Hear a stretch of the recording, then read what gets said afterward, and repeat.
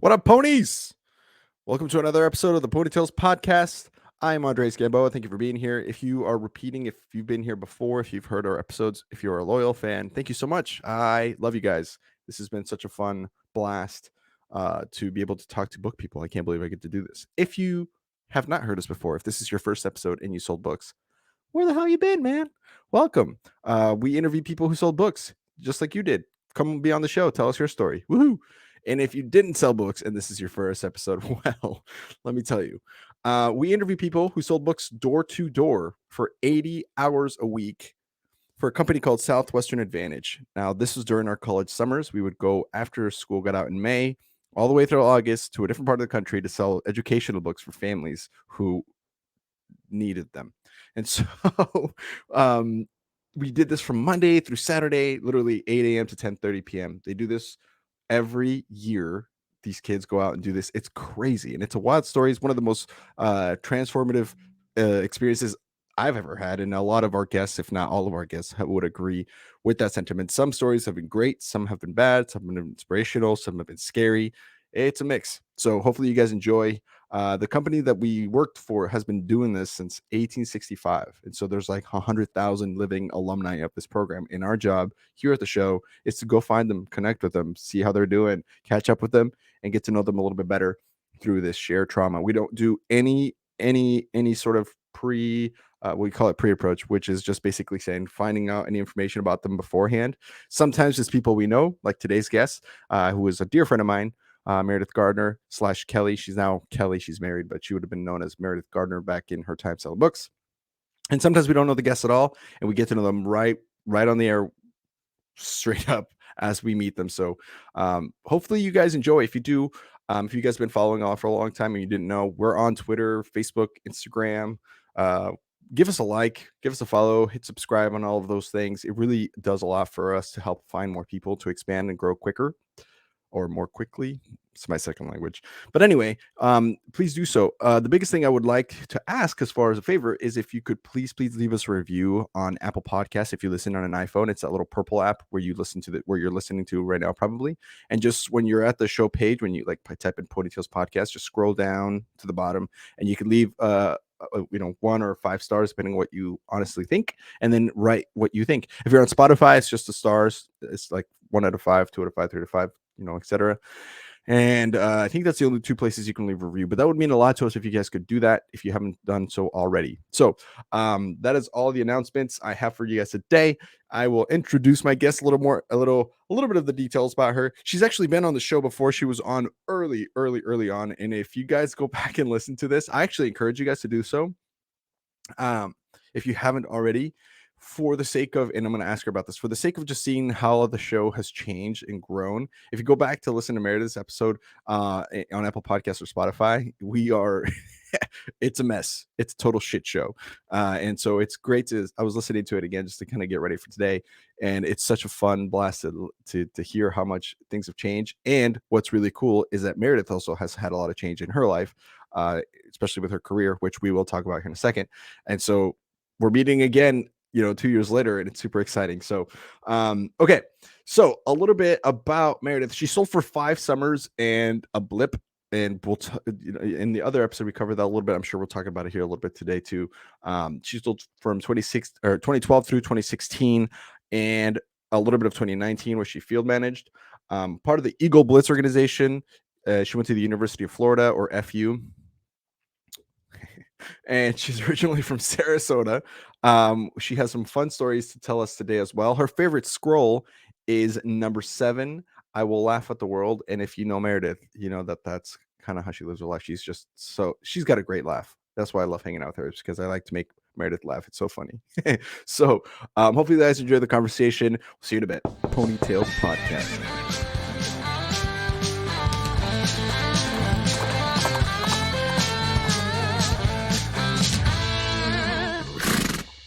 Let's get out of schedule for a sec. Talk about Will Metscher, who helps people get the fuck out their own way. Move, bish. Get out the way. Go work with Will. Okay, back to work. Being off schedule for a quick second to spotlight a jockey of ours. Cardinal Seated Benefits helps families who have old people in their life and they're going to die. So they help them with final expense insurance. and it's pretty badass. So, back to work. Now we're on. Welcome back. Thank you. Happy to be My here. things have changed. I actually can't believe it's been 2 years. When you said that, I was like, true story. But wow, it feels like yesterday, but also so much has happened since then that it's incredible. So It's so different. Both sides of this story are right? so different. What have you noticed as far as your experience so far that's been different of being on here? For sure. The first time I got a phone call that was like, hey, we're doing this thing. You might have heard that we interviewed like 2 other people, and we're looking for people to interview. Would you please come on with us? I came on. I wasn't really sure when we were on there and when we weren't. We talked about just randomly everything for a really long time. It was a great time, don't get me wrong. But yeah, just a little bit more new. And then when I listened to it, all of our pre-conversation was actually recorded and posted to YouTube, and I was like, oh, I didn't know I was on the air. Neither did Whereas we. whereas this time around, there was like a thing where I could put what time I wanted to talk to you, and everything's been very professional. There's a studio. This is really, really cool. It's come a long way. It's a growth business, this podcasting thing. I'll tell you Yeah. what. And we've talked to a couple more people since then. One or Yeah, two. absolutely. What are you guys on right now? Episode number. I think you'll be out right now, I think 163, but Okay. you are episode 172. So we're a little bit ahead. I think I Yeah, was so episode 8. yeah, It's something the like first that. one, episode 8 or So it's something. been a couple dozen at least Sure. since you. And we've had other great names besides Meredith Kelly. If you guys don't know, we've had Lee McCroskey on the show. Dave Rosen has been on the show. Pat Roach has been on the show. Roger Sipe, Trey George. Look at this name drop. Meredith Kelly. Oh my God. Damn. I'm honored to be on that list. Hey, very few people have been on twice. Yeah. So this is awesome. Right on. And I'm before we talk about what you're up to, I'm sad that we didn't catch you at Bizzle. We were talking about this right before we went out. We started recording, and you were telling me the story about how you had to go, or you didn't, but if you wanted to go to Bizzle, you had to go 6 hours to Miami to get a new passport. So understandable. It was in Understandable. the middle of a pretty hectic week already. But yeah, when you get married and change your name and change all your documents, it could take you a couple weeks or like a couple years to get it all figured out. I got married in 2021, and I think I pick up my badge with my new name on it later this week. So it's still happening. I'm still changing my name. It's been 2 years, so That's what, like last time I talked to you, you were married with Gardner still. Like, yeah, I think so. so that's changed. That's a huge change. That's That changed. happened to Yeah. me. So we're recording this early November. Just a little bit ago, I celebrated my 10-year anniversary of becoming a U.S. citizen. So cheers to that. And that's why I'm drinking Anheuser-Busch Budweiser, because it can't get more American than that. I mean, I almost feel like I need to spit every time I ting. Like, you know what I'm saying? Like, Quick tangent. but John and I are huge Lightning hockey fans, and oh it yeah. became this thing where every time he'd get a Budweiser, which he doesn't enjoy drinking at all, they would score. So I don't know if the Tampa Bay Lightning have they won the 2020-2021 Stanley Cup. Anyways, Yeah. like Budweiser all day. It was too much. I probably won't ever drink it again unless they need me. It's only weird if it doesn't work, right? Isn't that the thing? Exactly. It worked every time. No question. It worked every time. Also, congrats on the I know you played hockey. Yeah. Mm-hmm. That's Growing crazy. Up. Yeah, I actually that's got the back hardest into sport. I got back That's the into it. hardest sport. A women's beer league, and it's the most fun. I have such a good time. Right now you're doing that? Yeah. No way. Yeah, absolutely. I had to get some new gear because my gear was like super old. And I'm all about it. I skate a couple times a week, like rollerblade, and then I play in tournaments like once a month. No way. But you're doing like not ice hockey, you're doing like rollerblade hockey. my tournaments are ice hockey. But I don't have an ice rink in No. Gainesville, Florida, so I practice roller hockey a couple times a week, and then I play ice hockey once a month. It's That a good makes time. sense. Yeah. Dude, that's so crazy. I mean, I think I've always said this. There's like sports that are harder to be good at. And I'm not saying that one sport's easier than the other. Well, not so true. Yeah, some sports are easier. Like if you're just fast, track, you Sure. just It's got a run low like Forrest barrier to Gump. Just run, and if you're just fast, you're just gonna make it. Like Yeah. this is how it works, right? Yeah. But like then there's like levels, right? So for me, I always said soccer was one of those up top because you have to like not only be fast, you have to be quick too, like speedy. You have to turn agile, but then you have to control a ball, like a bouncy ball, with your feet. You also have to be able to distribute it accurately and correctly and quickly. But then a level above that is hockey. Because have you tried to ice skate? Just ice skate alone is hard to be able to like just do it effectively as you need to, change directions and all that. And then on top of that, oh yeah, we're gonna give you a very thin stick. Like you could almost pick your teeth with this. And there's gonna be this little black puck that's gonna slide on ice. You got to control that while you're skating, and then on top of that, you have a bunch of gear on, which makes it even more difficult. And yes, there's 6 other people on the other team that are trying to destroy you. Go. It's Put it in that fantastic. little net. Put it in And that little as net an with a adult, guy in front of it that has all the pads that basically cover the whole damn thing anyway. yes, exactly. Couldn't have said it better myself. But as a person coming back to the sport, it is like my goal is to at least be in good enough shape to actually be able to concentrate on playing the game, because I forgot that hockey is like the most aerobically demanding thing I've ever done in my life.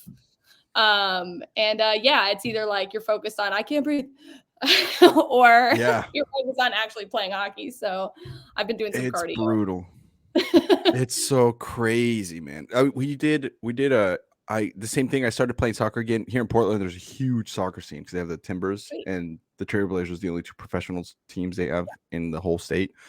And the Timbers are a big deal here. Everybody here loves. There's more from I don't know. I have to fact check this, but somebody in the soccer scene told me that there's more pickup games per capita in the country in Portland for soccer than any. Like it's Wow. crazy. And so everybody here has level. Like they're all good. And so I was like, I'm gonna go play some pickup. No, you fat ass. Go do some sit-ups, go run a couple miles, and then you can come back and talk to us. Let alone like my touch. 3 weeks ago, I played 3 games back to back. Not it wasn't a full field, it was like small 6v6 soccer, but I played 3 back-to-back games. They're like 45-minute games each. And I looked at my Apple Watch and I ran 10 miles within my like God. yeah, it was like 3 hours. It was crazy. Oh, is that your dog? My dog just opened the door. That's the first time they've ever done that, actually. That's awesome. He's like, I'm sick of this, Mom. I'm going outside. This is bullshit. I'm done. But anyway, I know what you mean because I got back into it. I was like, okay, besides the fact that I'm technically unsound as far as my touch, right, to receive and play, Right. just the cardio alone, and you try to get back into stuff. It's crazy. It's crazy. But it's great. It feels so good. Do you get into fights? Do you like take your gloves off and kick some bitch's ass? Like, I haven't yet. So we'll see where it goes. Will you? Oh my God, please, would you? It could be you being really aggressive. It's more like, hey man, I gotta go to work on Monday. Okay, can you please just like chill? Players get I'm gonna smack your face. Like wow. Yeah. I always find that fascinating that in hockey they let you fight. I wish they would do that with all sports. Where it's like, you know what? Let them go. Let them just throw a couple of them. See what happens. Get it out of their system. Get back to the game. It'll be good. Because otherwise it gets heated later. Like in soccer, like this. I only got one sport to compare it to. But in soccer, if they let them fight, it'd be great because then they wouldn't kick each other for 25 minutes later. They just let it get it out. What a great sport. I need to get more into hockey. I'm gonna do this. I'm gonna be a Lightning fan. Yeah, I'm excited for you. Hell yeah. Hell yeah. Thanks for that. That was great. I love that. I'm glad that you're doing that again. But anyway, back to you. Oh yeah, I was gonna tell you this story. I forgot. The story about because it's relevant to changing your name in passports and making it to Bizzlers and incentive trips. And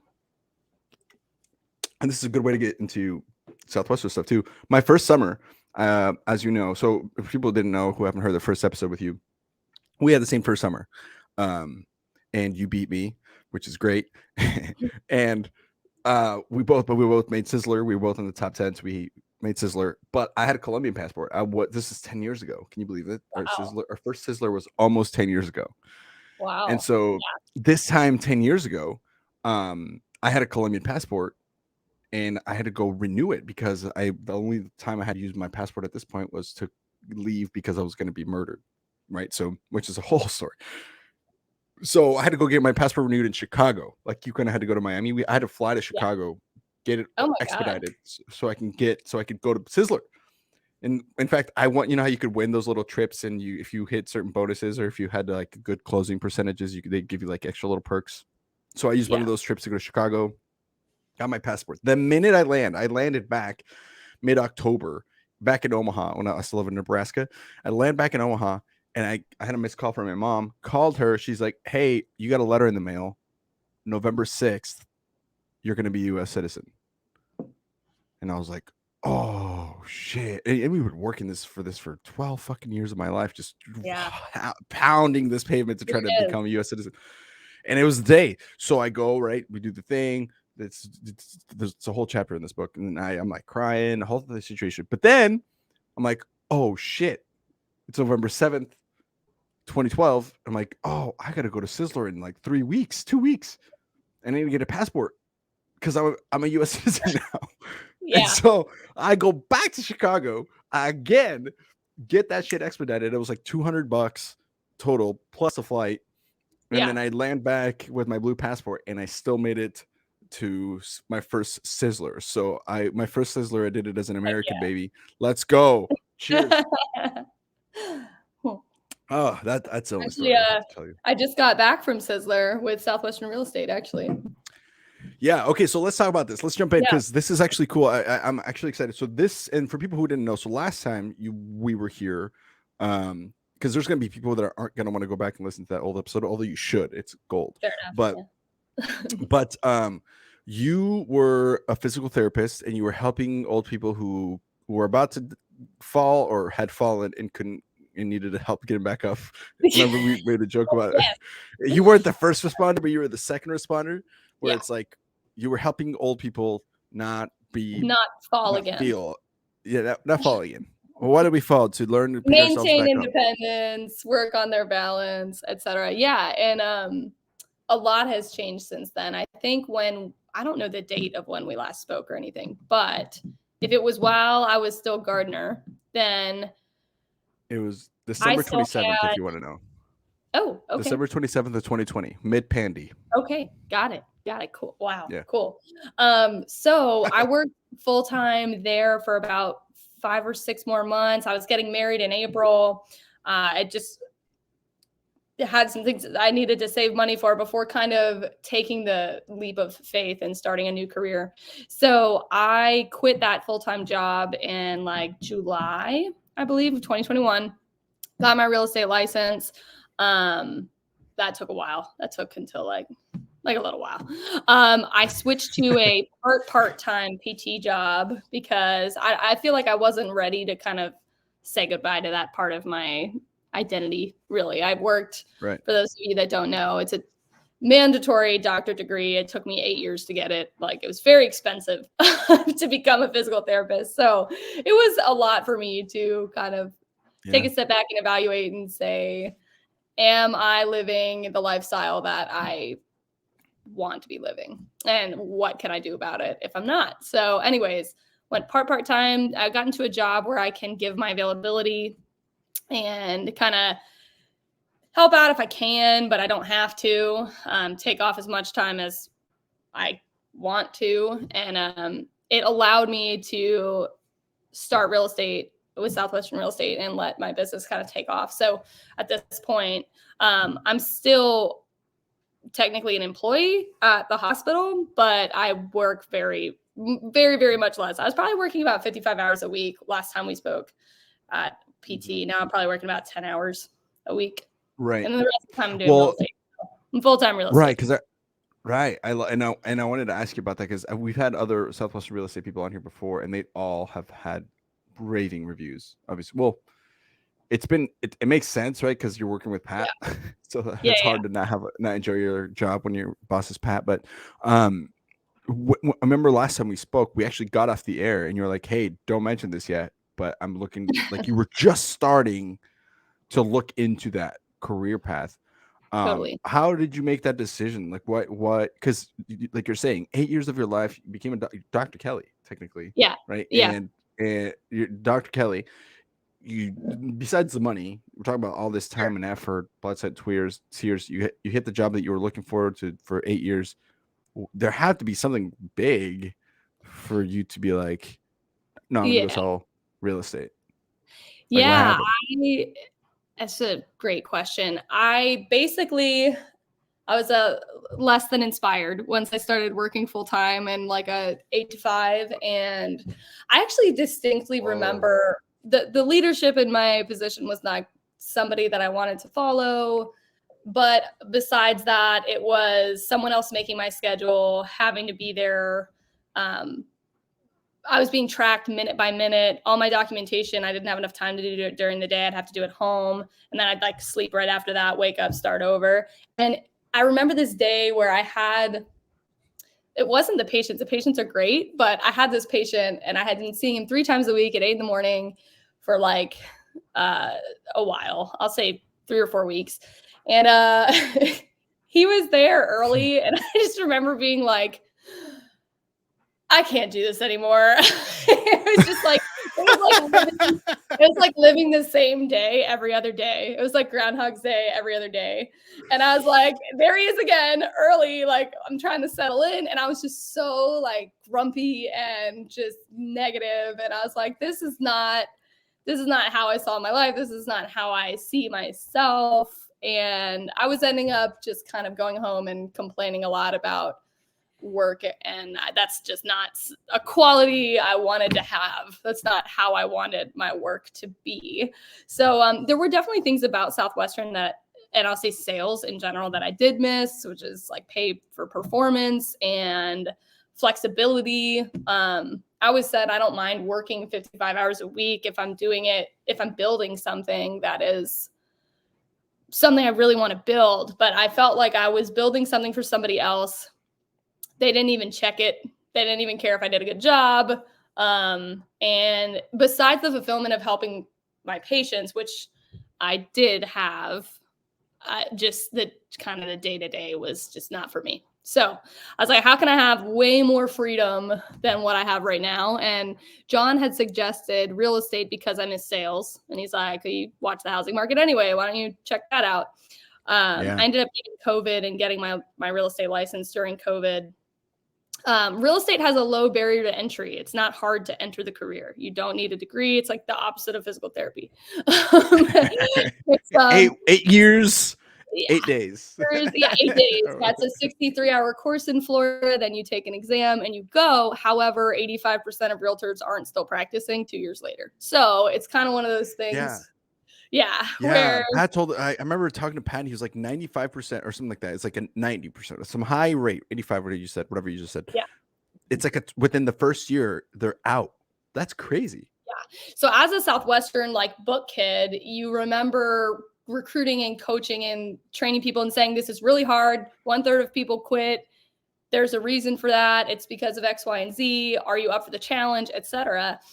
I wouldn't say I had that exact conversation, but I did have that in my mind when I was like, okay, 85% of people aren't going to be doing this in 2 years. There's got to be a reason. It's got to be harder than, I think a lot of people do get the license thinking it's easy to get the license and it's easy money. Certainly not if you want to have a good business that grows. So is what I'll say. No doubt. But yeah, I got my license, and it still took me another little while to really practice and kind of jump in. And now I would say that I have been full-time real estate for probably about a year, and then transitioning maybe the 6 months prior to that. But it's been awesome. I've grown a lot, and I definitely have a lot more. I feel a lot more like myself, like how I envisioned myself and my life looking. It feels a lot Yeah. more feels like a much better fit. And Yeah. it's not No easy, but doubt. it hits the right boxes for me, I think. So Wow. yeah, That's so cool. Well, and a couple of things on that just for sure. commentary, color commentary, because I've seen it on the other side. And also because you are a very humble person that would never say this about yourself, but you crushed it. Like your first year, you crank. I was talking again, I talked to Pat recently Yeah. or decently regularly, and I'm like, so how are people doing? And just casual conversation, like, hey, how's the business going? He's like, dude, Meredith is crushing it because I asked about you because I know you, and so I'm like, she's like, dude, she's Yeah. killing it. I was talking to Nick Sproul because his episode's coming out or just came out. By the time this airs, his episode came out, and backstage, I'm like, hey, I know Meredith is in Gainesville. He's like, yeah, she's cranking it. So I just for people who are listening, you Sure. are cranking, which is awesome. And I watched it firsthand when you were selling Alex Black his house. I was like, oh, look at Meredith do her thing. She's doing it. She's out here like crushing. Yeah. And then from the other standpoint is we 2021 I went to Florida quite a bit because I was working with EnLight doing solar. And just witnessing your there was one time I went in May and you were still in scrubs, you were coming back from Yeah. work, and I could tell you were stressed. Not stressed, but just like the typical person that gets off of like an 8 to 5 Yeah. and comes home tired. And it's like John and I wanted to hang out and go out, do something. You're like, I'm tired. So we like say, which is good. I mean, understandable, right? But then I come back, in September of that same year, and you're already way more involved in real estate. You're kind of letting off the pedal of physical therapy, and it's a whole. You're like, yeah, let's do it. Yeah. It's like the Totally. energy in your house, the energy in your dynamic of your relationship and your friendships, and just to be a fly on the wall watching that was really cool to see. So Cool. congrats to you. That's so fucking awesome. That's cool to hear from an outside perspective like that. But I can feel it. I feel the shift in the energy is real for sure. And then Yeah. I interviewed with a couple brokerages. I interviewed with Remax, and I really loved how they did things. And then I thought, because of the culture of Southwestern mentorship, really, and I knew that Nick Sproul would be my mentor, and I knew that at the time I didn't know Nick super well, but I knew he was a good guy. I knew he was a good leader, Yeah. and he works really hard. And I was like, I got to hear what they are doing too. I just have to hear it. And then right when I talked to Nick, I was like, yeah, this is a culture that I'm looking for, kind of thing. So I Yeah. went with, What is that like? What have you noticed were like similarities, differences? I know and I've asked this question to a lot of sure. Southwestern real estate people, and it's almost always different, but also similar. So like Yeah, from Meredith's words, from yeah. Dr. Kelly's words. So, Dr. Meredith Kelly, realtor. I It's awesome, right? Yes. Um, That's gonna be the name. We should just put that as your name. yeah, for sure. There's a lot of brokerages out there, but just for people who don't understand how kind of real estate works, you get a license, but you cannot sell and buy and make commission off real estate unless you hang your license with a broker. That broker is usually part of a brokerage. So like Nick is my managing broker and Southwestern Real Estate is my brokerage. So you can't just like go off on your own until you're a broker yourself. Then you can go off on your own if that's what you want. Or you can join another brokerage. But anyways, what makes Southwestern, that's why I was interviewing different brokerages. And honestly, it's just some brokerages you like just hang your license there and you never even meet the managing broker and you just kind of do your own thing. And maybe that's for people that are very, very seasoned. I don't know. But I was starting from zero. I didn't know anything about it. Nothing light was like selling books really, and nothing was like physical therapy really. So I needed a good mentor. Like I knew I needed to have that to be successful. And, we were told, of course, Nick was like, there's going to be a time where you probably want to quit. And like, it's pretty normal. And it does happen. I was like, cool. And there was, of course. And there are times I'm really thankful I kind of pushed through the learning curve because the learning curve was massive. But if I didn't have Right. Nick there, like helping me out, answering the phone at really crazy hours. I can't imagine not having that. So in some brokerages, you don't have that. You don't have a managing broker that is invested in your success because they're selling their own real estate anyway. They really don't make that much money off of their licensed agents unless they have like hundreds of them. You know what I mean? Like per agent, it's not that much. My broker makes a lot more off his sales than he does off me. So like you need a managing broker that is motivated to see you succeed and intrinsically motivated to help you also, not just, to really have a good one. So anyway, probably that. Sizzler's cool too. And so that's, yeah, I was gonna. So and that's locally, right? That's like from a local standpoint, like your Florida offices. That's kind of like the vibe. And again, after meeting Nick and talking to him here, I can see all of what you're saying is completely factual because it's just like he's just so. You can tell he's just chill about that, and he's like really good about making sure that people feel heard, and so that's huge. And I'll say this: sorry, I didn't mean to cut you off, but just real quick. No, please. I needed somebody to work with me in kind of my career transition and understand, but also I'm the only real estate agent in Southwestern Real Estate in Gainesville, Florida. So I'm up against other brokerages that have teams. They've got 6 agents. If you're out of town, the other agents cover you, et cetera, et cetera. And they're learning from like a team member that's been there forever. I wanted to open our office in Gainesville. So I went in by myself and I knew I needed a really good managing broker to help me do that. And I got to do that instead of kind of jumping onto a team that was more local. I wanted to do something. It's a real estate agent. Sorry. Dr. Meredith Kelly, realtor. I just noticed the little broker name thing. I put broker in there because I wanted to speak to the future, but that's okay. Oh, okay. That would be sick if I was. It's happened twice, Meredith. Once on ponytails and once in real life. Yeah. So yeah, I am definitely, I don't know, this is my plug right now. I would love another agent. I would love to kind of start a little team here in Gainesville, run next to you. I think it would just make the job even more fun. So anyway, if anyone's curious, if you're listening.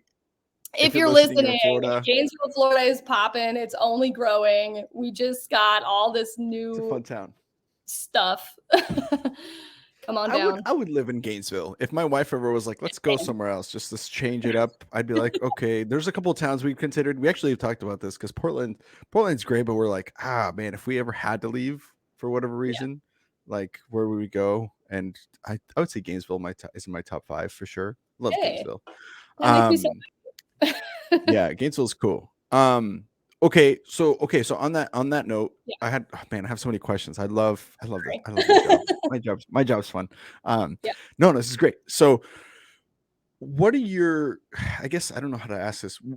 What does like your day-to-day look like then? Like what do you, because right now we're taking time in your afternoon to do this, right? Sure. But like that speaks to the flexibility, let alone right. To just, like if you had kids, this would be spending time with kids or something like that. But like what is when you're saying you're up against, I guess this is where the question is coming from. You're saying you're up against teams of 10. So how are you competing? How can you compete against 10 people? Because when you put it in like Southwestern terms, that's like you against another org, or like at least you against like it's like you versus like 5 HQs or something like that. Like how do you approach that without it feeling overwhelming or something like that? Like how do you like manage all of it? It just sounds like a shit ton of work. Yeah, because you're not just managing. If I were to join a team, I'd be given buyers. I would go show those buyers homes, and then I'd write the contract and probably consult my team leader or whatever. This is assuming that you're with a brokerage that does teams, which some of them you never talk to your broker at all, remember? But some of them you're on like a team. Right. So that would probably be, so that would probably be how that would go. And I would make a percentage of a percentage of a percentage of the commission. Right, because I'm splitting it with my team and usually the team leader gets like more favorable listings and things like that. So let's put this in layman's terms, like in real terms. Like, I started to interject, but I want this in like real, like transparent terms. Okay, let's say there's a house, we sell it for, and this in this scenario that you just painted, it's a team. We sell for $500,000. Cool. That house just sold $500,000. Good job, team. Yeah. How does that split up? How does that typically, or do Good you have a question. conjecture of what that might look like? So in Florida, I can't really speak to the other states, but in Florida, the seller of the home pays a commission to the realtors. So if they sold a $500,000 house, the typical split would be 3% they would pay to the buyer's agent, and they would pay 3% to their own agent to represent them. If their own agent and 15,000. Right. Yeah. Yeah. Okay. So if their own 30 agent grand total, they get split. If their own agent finds a buyer, they get all 6% kind of thing. So they would obviously, that'd be more favorable for the listing agent. Like if you see a sign in a yard, it's the listing agent. If you call them, they make double the money. You know what I'm saying? But that's interesting. Yeah. I didn't know that. Okay. Anyways, you get this percentage. Maybe it's 2%, 2.5%, or 3% for just the buyer's agent. It would be typical. That 3% is then split between the broker and the agent, depending on whatever contractual agreement they have, right? Which could be a variety of things depending on the brokerage you're in. So exactly. In your case, so to make this simple for an idiot like me, of that 15,000, your contract could be like 20% of that. So you would make $3 grand on that sale for that house. If that was your, and the broker would make the other 12K. If it was 50-50, it'd be 7.5 and 7.5. But I'll say this, it's usually split the other way. The agent makes more than the brokerage. Okay. So let's say it's, you make 80% of that commission. So you would have made $12,000 for that house that sold. And then the brokerage, but then the brokerage makes a little bit of everybody's cut, which is how they, it's a pyramid scheme. No, it's brokerage. That's how insurance works too. It was funny because when I was at Primerica, people were like, it's a pyramid scheme. I'm like, no, this is just business. Shut the fuck up. Yeah. Like, so if you were on a team, you would split your split, because your brokerage would still need to get paid. So damn. Or maybe it's, there are different ways to work with people. For example, if someone wanted a house in Orlando, I could partner with an Orlando agent and say, hey, I'll do this with you 50-50 if you show all the homes, and I'll write all the contracts. I'll deal with the problems or something like that. Like there's some room for and that's 50% of whatever split we end up with, right? Or 50% of the commission that we're going to get. So there's a lot of wiggle room and room for negotiating in the commission. You just can't negotiate what the seller is willing to pay in commission. That's already been done by the listing agent. Yeah. Okay. So then, and I'm kind of talking from a perspective of someone that works with a lot of buyers, and I have worked with more buyers than sellers. Okay. I was going to ask you. Okay. Yeah. I'm just starting to get listings. It takes a little bit longer in your career on average to start getting listings. I'd say buyers are more readily available, especially in our market. There was just tons of buyers and not a lot of houses kind of thing. But yeah. We all watch the news. Holy crap. It was so crazy. It was so expensive here in Portland. Oh my God. Don't even get me started on that. That's crazy. Right. Okay. It's another story for another time. The housing market could have its own podcast. It does. It has. Yeah. We could talk for hours on that alone. Yeah. For sure. That's crazy. But yeah, that's kind of how that all kind of splits out. So yeah, I would be splitting it with a team member, or maybe the leader of my team would get all the listings and I would only get buyers, which is less favorable in my opinion. In this current market, it's less favorable. But yeah. So with Southwestern Real Estate, it's just you. So you don't split it. So if you sell a house, you get. You don't have to tell me the commissions, but you get the biggest chunk, and then Nick's brokerage and or Southwestern Real Estate gets a chunk, and then but then there's no team split, so you're making all of that, whatever. Yeah.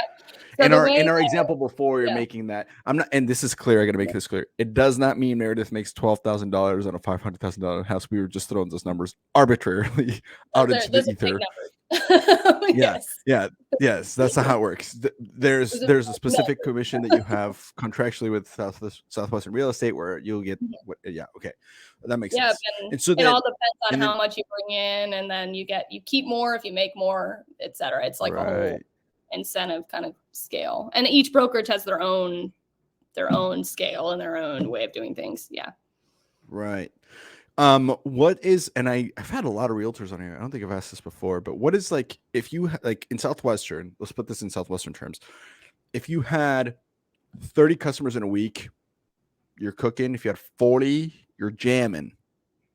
Right? Okay. That's like you're hitting PC in I was a like week, which 40 it's real estate clients a week. Oh my God. yeah. So what's the equivalent of like in a month term where it's like you had a good month if you sell like, you know what I'm saying? Like what's Yeah, PC yeah. chairman's and more Of course, it in depends on the per month? price of that house, but I don't Right. really you don't have any control over that. If someone comes and asks me for help, I don't care what price of house they're looking for. Like I want to give them as good of a service as I possibly can because I work by referral, and if I do a good job for them, they're going to tell their Right. friends. So, Yeah. it's very client focused, but I would say the best in our company are cranking out between 4 and 6 transactions in a month, and then they're at Okay. different So price points. Yeah, okay. So that would be like so how do really, really pretty good. so are the Especially metrics if you're doing right? that 12 months in a row. If you're doing that 12 months in a row, you're doing well, like really well. Okay. Yeah, Yeah. Okay. Well, and I'm just trying to put it into like Southwestern terms where people sure, like who are not even familiar with real estate understand. Because if you would have told me 17 houses in, I'd be like, okay, sure. because I don't know, right? 17 So like, 17 is not bad, and also how much do those houses cost if you're looking at income. right. But like the most transactions in our company, I think, was 62 in the year. That's That was the averaging most a little bit over transactions. 12, That's a or lot a of little over transactions. 5.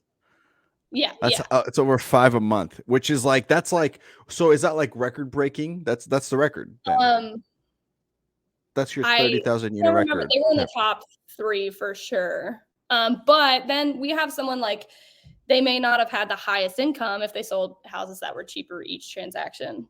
It's kind of like Right. big packages and small packages. Right. So you have 40 So customers, but they were all MUFUs. you can Right. make just as much money selling half that, you know what I'm saying, if they're more expensive houses. Yeah. And it's all about who you're networking with and who you're being connected to. And if you're connected to wealthier spheres, then you sell bigger houses usually. Ideally. But it's ideally, yeah. So okay, so on that note, how are like stats? I'm sorry if this is, I'm asking. I'm No, so it's curious okay. about all this. This is so cool. Like so like how do you guys track? So in Southwestern, for example, you Yeah, don't track customers because of the same exact reason, right. right? You know, it's You like can't okay, you have control 40 it. customers, but they're all Yeah, MUFUs, so like with woo, good job, you made $200. Versus like sure. I had 12 customers, they're all bags, right? Boom. So Like, what how are do you? you got? What's your unit? What are you tracking? Our What unit is is our gross commission. So, like, that 3% of the 500,000 is your units. Ah, I see. What is that, by I the see. way? Yeah, just like 3% of 500,000 is 15,000. yeah. So that would be 15,000 would be I turned You in have 15,000 this month. That would be like how you say your that's unit. the term. That's a term. Ah, wow. That's So cool. But the then term that, is gross commission income, GCI. which is not what you made. It's just what the It's yeah, commission paid out to it's the what was buying or seller offered, and then agent. that's Right. split with your brokerage. Yeah. With okay. So what's like okay, in those terms, what's like if you want to be hitting PC or if you want to be in like the top 5 in Florida or in all of Southwestern real estate, what are you allowed to tell us this, or I don't know? I think so. Yeah. I think I'm just Pat going work based here. off He's like like, yeah, tell them memory how much and people make. Have them come come work. the So, top tippy top of Southwestern real estate. I don't want to get it wrong, but I think last year I remember it being like 600,000 GCI. whoa. So Yeah. and that's like jamming. That's That's you're that's cranking. that's doing that's like the top couple percentage of all realtors. It's like, but you know, you have those ones that are making like tons, but Yeah, those because that deals would be like, what's 3% of that? What's 3% of that? That's crazy. no, it's not That's 6 million. 3%. That's the split. That is the 3%. So adding together all the 3% that they've received from each house, if Yeah. you're at Yeah. 600,000 So commission, how much real so estate did they they're sell if the 3% was 600,000, right? That's the question. So it's 20 a lot million of in real houses. estate. Yeah. That's You'd 20 have to million like dollars. divide the amount of houses and That's definitely. crazy. But I mean, and then they're Wow. keeping most of that. So, I mean, that's not bad. The agent always keeps more than the brokerage gets, always, even if you're starting from the bottom. Yeah. So that's so we can say this. We can say if someone hit 600,000 in GCI, at the very least, if they keep the most, it's 51%, right? I know it's more than that, but it's at least At the very least. So you're at least clearing $300,000. Right. And much more. If you're number one in our company at this point, which may very well change and grow, and I'm sure it will. And that's at the bottom. That's bottom shelf. So really, it's probably more than 51%. So then it's like, damn, that's a good year. That's not bad. That's not a bad year. That's not working 80 hours a week, right? With no flexibility. But here's this challenge. Here's where it's really hard. And I think, in my opinion, why people don't stick around to make that kind of money or grow that much, or, there's no ceiling. It's like any other job with no ceiling. Who knows how much you could really make money-wise. But if you cannot get consistent transactions, like if you never get to a point where you're sustaining your business, then people get really disheartened. So if you have 3 0 months in a row, and then you have 1 okay month, and then 2 0 months, and then 3, I mean, you see what I'm saying? And then people quit. Yeah. Yeah, because it's months. It's not weeks. It's not like you had a 0 day and tomorrow you can still sell a move and feel good. And right. It's not like there's not just 30 doors available to me every day. That's the hardest part of the whole job. It's like, if there were more doors, if I could just get more like leads generated, if I could talk to more people. But I'm like, the challenge of real estate, and especially in our culture is building relationships that are long-term. And how can I meet people I haven't met yet? How can I join something that I don't know anyone, and they may not already know a realtor, which you can't control. There's so many realtors. You play hockey. But yeah, exactly. So exactly. Go back to hockey. That's one of my spheres. So if you think about it logically, the longer you stick to it, the more people you meet, the more referrals you get. The more referrals you get, the more money you make.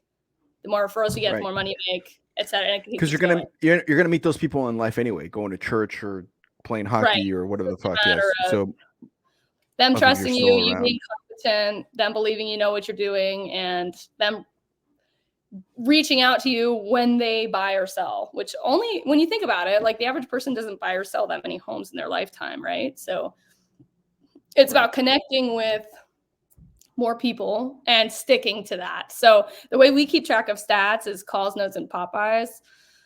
How many people in your network did you call and catch up with? How many like personal notes have you written? How many times have you stopped by and had FaceTime with people? And then how many people have you added to your network of people?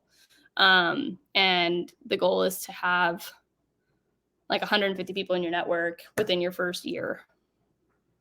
That's sweet. That's our stats. Those are our stats. That's so cool. So you're getting paid. You're getting tracked to meet humans. Yes. Go meet people. Yes. Meet humans. That's great. Connect with humans. Continue to connect with those humans so that you're top of mind if they ever should, or their friends, family, whatever, should ever need somebody to help them with real estate. And also, based on what you just said, statistically, it works because the longer you stick to it, because most people turn over or 80. Hello, off schedule moment. Wanted to tell you about Southwestern Real Estate. They're 99% drama free, only 99, not 99.9. So it's a bit spicy, kind of like this episode. Anyway, they will learn you to kick ass at real estate. So make sure you guys click the link below, get in touch with them. Okay, back to work. Bye. What up, everyone? Off schedule story really quick. The average agent at Cardinal Cedar Benefits earns about $5,000 per week. It's pretty badass. So on that note, 5% minimum, at least, if not more, turnover. So if you could just stake it out, like all the people that would have referred to that new realtor person that was their cousin, or go, oh, he quit year one. Exactly. Oh, but there's this lady who I met at the hockey game. Yes. That, and whoever bought a house with you 4 years ago is ready for a bigger house or whatever, gets a divorce or what, there's a lot of reasons people like leave their house. Divorce. Divorce is 2 houses. Then they need to sell and they need to buy. If you have a Or they married need to couple and sell then they get divorced, their that's married 3 home and transactions. buy 2 divorce homes. But anyway, I am not. Wow.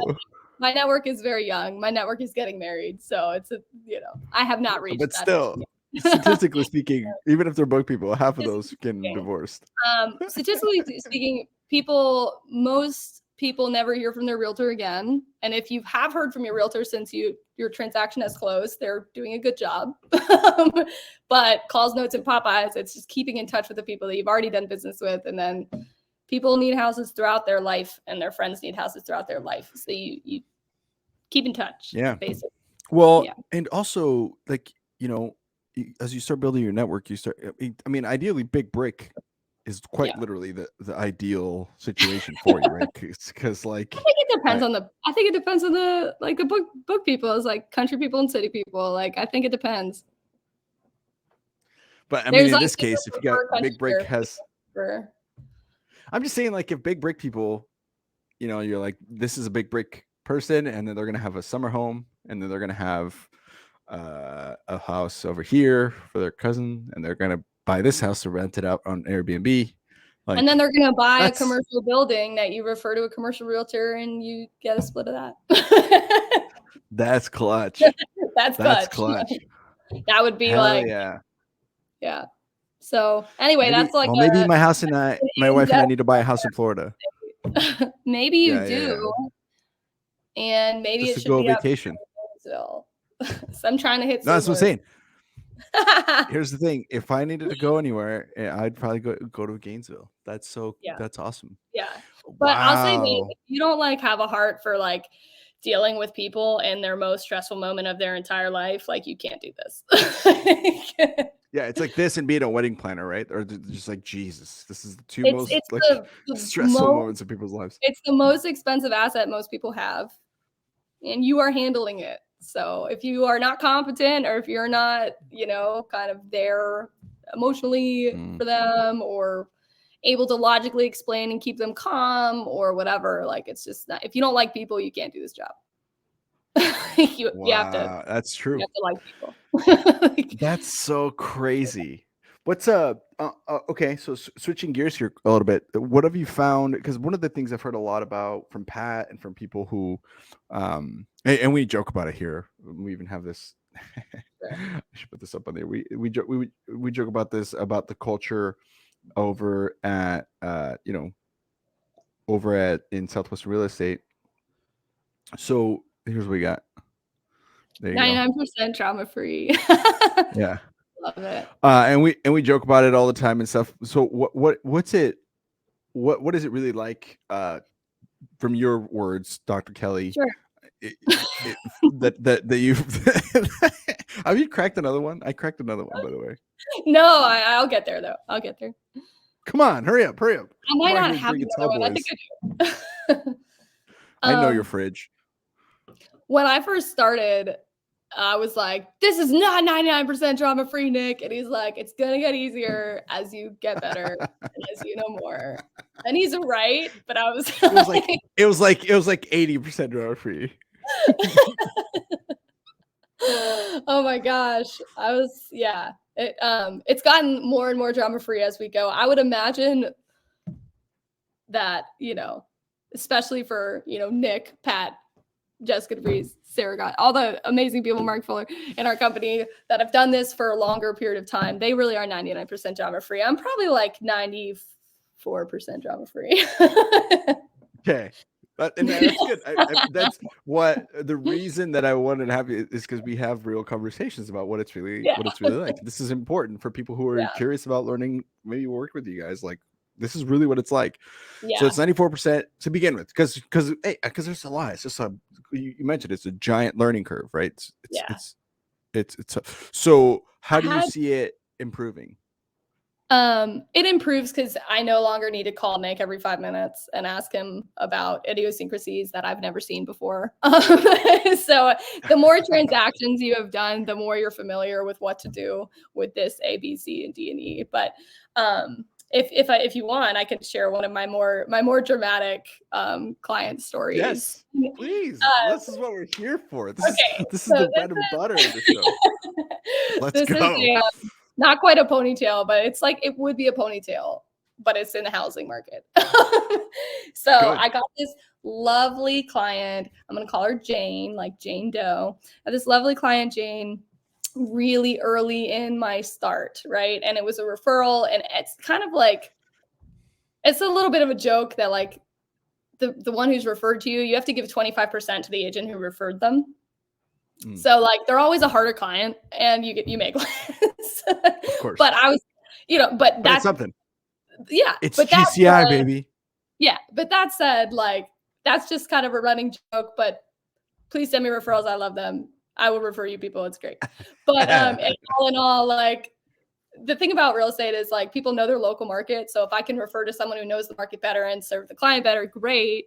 And I'd rather just take a referral fee. But anyways, I get this referral. I know I'm paying a fee. This lady wants the world and does not have the, World things money in place. But let's just say that we're looking for like $150,000 house with a yard, fenced in, 3-bed, 2-bath in a nice neighborhood with a pool. Like it just doesn't exist.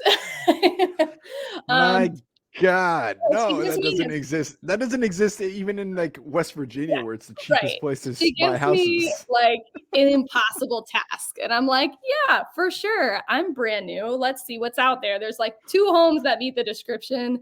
And this is at the time where like the minute something came on the market, it was already gone kind of thing. So if there is a perfect home that's only $150,000, it's already gone. Like by the time you see it, it's like already under contract. But at the time, anyways, so that's where we started. And this is like a lady who's never bought a home, in her 60s, great person. Anyways, I had said, we finally got something under contract. We found an amazing home. It was a great size for her. Neighborhood's on the up and up. Like I look back on it and I'm so thankful that I did help her, because in this market today, she would have had a really hard time finding something. And I'm so happy it worked out. But throughout the transaction, there were some things about this home that were not in good condition. And if you get a certain type of loan that's backed by the government, you cannot have a house that has poor conditions, like a bad roof or bad windows or really old water heater. Like all those things need to be replaced by either the seller or the person buying the house, right? And she's got no extra to like, there's no wiggle room. So we finally, for her to like pay for these things. So we finally get, the seller is nice enough to begrudgingly agree to like put a new roof on it and fix all the problems with it and replace the electrical panel and do all these things. It's just going to take longer, right? And I'm like, okay. I'm like, so you need to find somewhere to stay in the meantime. Like you can't be in a hotel for 2 or 3 weeks. It's going to be really expensive. And then if you spend all your money here, you won't have any money at the closing table. You need to call your family and see if you could stay with them. Like I did everything short of inviting her into my own guest bedroom. So I was like, what can we do? Like, can I find you a host family for 3 weeks? And she, I'll go knock. I'll find someone. I swear. Seriously. And like she had family she could stay with, but she didn't want to ask them, right? And at that point, you're like, I mean, then I can't help you. Like it's gonna, like I'm making myself uncomfortable, and you won't make yourself uncomfortable. And anyway, she wouldn't ask. She gets a hotel, right? And then, of course, this is during COVID, so like the whole hotel staff gets COVID. She gets COVID. Her daughter gets COVID. The listing agent got COVID. The electrician got COVID. It pushed it out like 4 more weeks. And she's in this my hotel. gosh. Yeah, she's in this hotel and she's texting me and she's like, this hotel is a dump. And I'm like, I told you never to stay in the hotel. Please, no. This is because you didn't ask your family for help. She was like, my dogs are so stressed. Like my cat died. Like she's texting me. And I was like, oh my God, lady. Like I found you a home. I didn't know this was part of the job. I was like, holy crap. So, wow. At the same time, I cared for her. I still do. I care for her a lot. She's a sweet lady. But anyways, it was this whole whole thing. We finally get to the closing table, and my lender gave her a bunch of money just to close it. Like, it was like, thank God for him. Thank God for the sellers who agreed to replace everything. It was like a miracle that this thing closed. Wow. And it was minus one cat. But yeah, no, that was probably my like most difficult. And I was like, oh my gosh, I was like, this is not 99% drama free, Nick. Her cat died. That cat cost you 5%, Nick. Well, Nick's like, this is not normal, Meredith, but it does happen every now and then. and it'll make a great ponytail at some point. Oh man. Hey. Wow, that's brutal. But hey, I bet you she'll refer you to some people. She'll probably refer you to some people. That'd be great. But yeah. Come on, Jane. Super sweet lady, just kind of a rough, stressful, perfect storm of time. People buy real estate while they're living, and while you live, stuff happens. And like, you're usually not just dealing with the real estate transaction. It's usually for real, whatever else is happening in the world at the same time. 100%. I've been saying this on the show for a long time. My wife and I are trying to buy a house. We were trying to buy one by the end of this year. I don't know if that's going to happen, but because A, the market here is crazy. B, stuff's changing in the market because of maybe a looming recession, maybe not. Who knows, right? Higher interest rates, etc. Right, crazy stuff. But we were like literally ready to start like really pulling the trigger, looking at some stuff, and then not my car breaks down, her car breaks down. Yeah, like $3,000 repair. That's gonna have to come out of the chunk we're gonna have to put down for a down payment, which is a shit ton since houses are so expensive in Portland. Yeah. And then it's like, cool, great, we're gonna have to fix that. Okay, we fix it. My car breaks down literally while her car is in the shop. My car's like, no, I'm not doing oh my this. gosh, exactly. And it's $2,500 repair, right? Our poor realtor's like, dude, what the yeah, okay, so the realtor's job to be like $5,500 later and trying to keep you calm. Yeah. Well, and we were keeping her calm. It's like, hey, look, listen, this is just what happened. All right, it's okay. We're not going anywhere. We're still needing a house because we don't want to be here anymore, for sure. That's not changing. Like, our situation hasn't changed from a standpoint of living situation. It has changed from what we had savings to put as a down payment, because it's so like here, that the same house you described, 3-bedroom, 2-bath, 1,200 square feet, like pool with the fence, backyard. Oh, no pool. Just forget the pool. Here is nothing south of 450. Like nothing south of 450, if not 500-600. There was a $712,000 house in a nice neighborhood here in Portland of that same description I just gave you. I had 2,000 square feet, so it was a little bigger, but still, like $712,000. You know what the down payment on that, even if it's just 3%, that's like $25,000. Like, it's like so a $6,000. It's like 120. Yeah. So so something like that.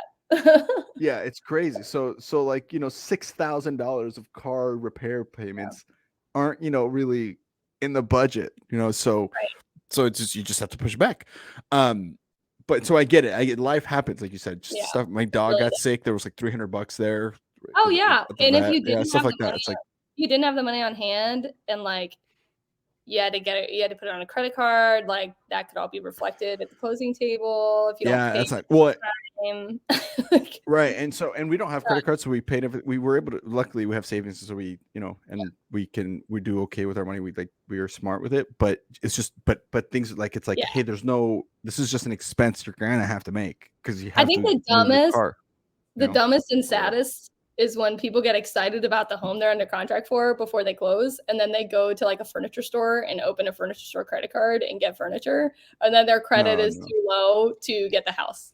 It's awful. Don't do that. That's bad. No. No, hell no. Don't do it. But see, that's the kind of thing where people get excited about something, and those are the things you can learn not to do when you sell books, which is like, hey, until those are delivered, don't count your units. It's money, but it's not yours. You may have it in your hand, but it's not yours.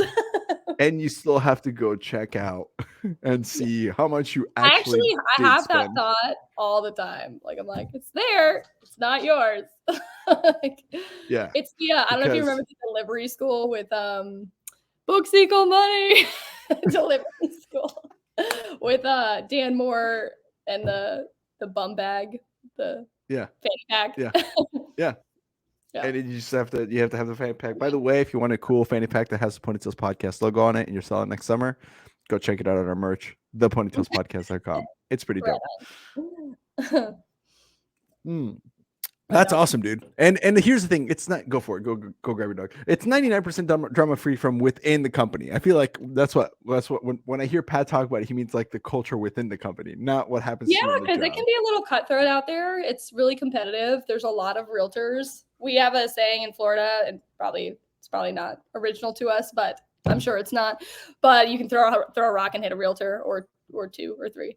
Right. They're everywhere. So, it's like half the damn time you meet someone new. What do you do? I sell houses. Oh, okay. Yeah. But I would say the drama-free part is also, you're trying to be the duck. You're trying to be the emotional constant for your clients who are going through something emotional, like, no doubt, the whole time that they are wow, making this massive purchase or selling a massive asset. Yeah. Now, on the other hand, you probably have had some cool clients where it's like, wow, you like found them their dream home and everything went off without a hitch. Oh yeah, for sure. And it was such a fun. Hey, tough. That's so. But yeah, that's awesome, man. That's so cool. Congratulations. It's so cool to see you thriving. I saw you posted on Instagram about like the current market stuff, and I was like, man, Meredith is in her game. You're really in it. It looks being sharp looks good on you. And it's awesome. Dr. Kelly. Number four rookie in 2012, everybody, ladies and gentlemen. No, number 6, but it's okay. Number 6 rookie. Good job. It's kind of a special thing. I think I mentioned it last Ponytails, but number 6 was like, it would always be an Eagle Blitz female. So it kind of became this whole like club of like number 6 Eagle Blitz females kind of run together in the, anyway. You Eagle Blitz people are so you Eagle Blitz people. Oh, that might be someone outside. You got a package. Dude, number 6 Eagle Blitz people are like, everybody drinks Kool-Aid, but Eagle Blitz drinks like the purple Kool-Aid. You guys are like extra fucking weird. God. All right, let's get into some Southwestern stuff because we do have some fun stuff. And it's okay if we cover some of the same stories as last time, but because this again, some people are just not going to go back and listen to other episodes, so it's worth talking a little bit about your career. You can kind of run us through. I mean, we always just wind the clocks back. How'd you get recruited, right? What happened to you? How your first summer went? You tell us whatever you want to tell us about. And maybe I do remember last time we had some stories that we didn't get a chance to tell because we ran out of time. So anything that you want to throw there. And then I know we have at least one, maybe more, but we have at least one really awesome ponytail that has not been heard before. I'm sure. You said there was a whole list of stories. Like, they'll come up as we go. I was recruited. Let's do it. I was recruited in 2012. I was a freshman at UF. I was studying in the library, and I really was procrastinating and didn't want to study. John Stewart of University of Florida, Eagle Blitz, gave me a survey. He just passed surveys out to like whoever was studying at the library kind of thing. And then he came back around and picked him up, and I just forgot I did it. Then I got this call from him a few days later that was like, are you a reliable person? Are you going to show up to this info session? And I was like, well, I'm not reliable. So intense. And then I go to my friend and I'm like, hey, come to this thing with me. I don't want to go. And she's like, oh, I've already been to that. It's about selling textbooks in the Midwest. She's like, it wasn't really my jam. I think I left halfway through, but you should go. And I was like, looking back at it, I'm shocked she told me I should go. Sorry about my dog scratching on the door. But that's how I got recruited. I met the infamous Mike Yandre. He is a phenomenal public speaker, and a great person. Dude, and Mike Yandre. I did love my Mike intros Yandre, with dude. him. Yes. And he reeled me right in, and we left about a week later. I remember like taking finals and interviewing at the same time, and I remember being like, can we just not interview today? I'm gonna fail chemistry. Like, can we just I'm trying to be a physical therapist. It's gonna be huge. I'm doing this for the rest of my life. And I call swear. you tomorrow and tell you if I'm driving to West Virginia in 3 days, because I need a freaking second. And then of course I'd argue with my parents to like let me go. And my dad was like, sounds like a good idea. I wish I did sales. Sorry, I'm gonna let my dog out so she doesn't. You're good. You're good. While you're doing that, we'll let people know Mike Yandre is supposed to be. Well, I shouldn't say this without confirmation, but I did talk to him and I was like, "Hey, let's get you on at some point." He's like, "Yeah, we can do it at some time, maybe towards next year." He's really busy right now doing a lot of stuff with like faith and church and stuff. So, but hey, we're looking forward to having Mike sometime in the future on the show. So that'll be a good one. Mike's great. He totally won over my parents too. Like parent coffee, they came to and they were like, "Oh, he's really good at public speaking." I was like, "I know." He's a well-dressed, sharp man who's good at well-dressed, sharp, really good at speaking. Nice guy. I can't say enough good things about Mike. But anyways, that is how I got the whole fam, really. Yeah. Yes, of course. And let's see. I left like 4 days later, met the team. Yeah. Met the team, and I got going. And like little did I know at the time that like for John Stewart, who had recruited this team, it was like such a big deal because there was 12 people, which was large. I think maybe especially at the time, I don't know. Mike had like 5 or 6 or 7 great people. And we all connected super, super well. And we kind of even if, you weren't doing so hot, we're one of the only org I've ever been in where nobody quit. There was 31 of us. Nobody quit.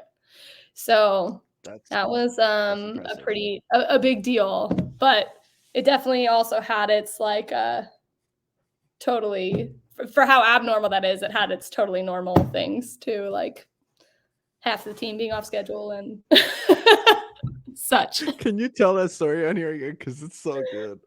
I couldn't believe this.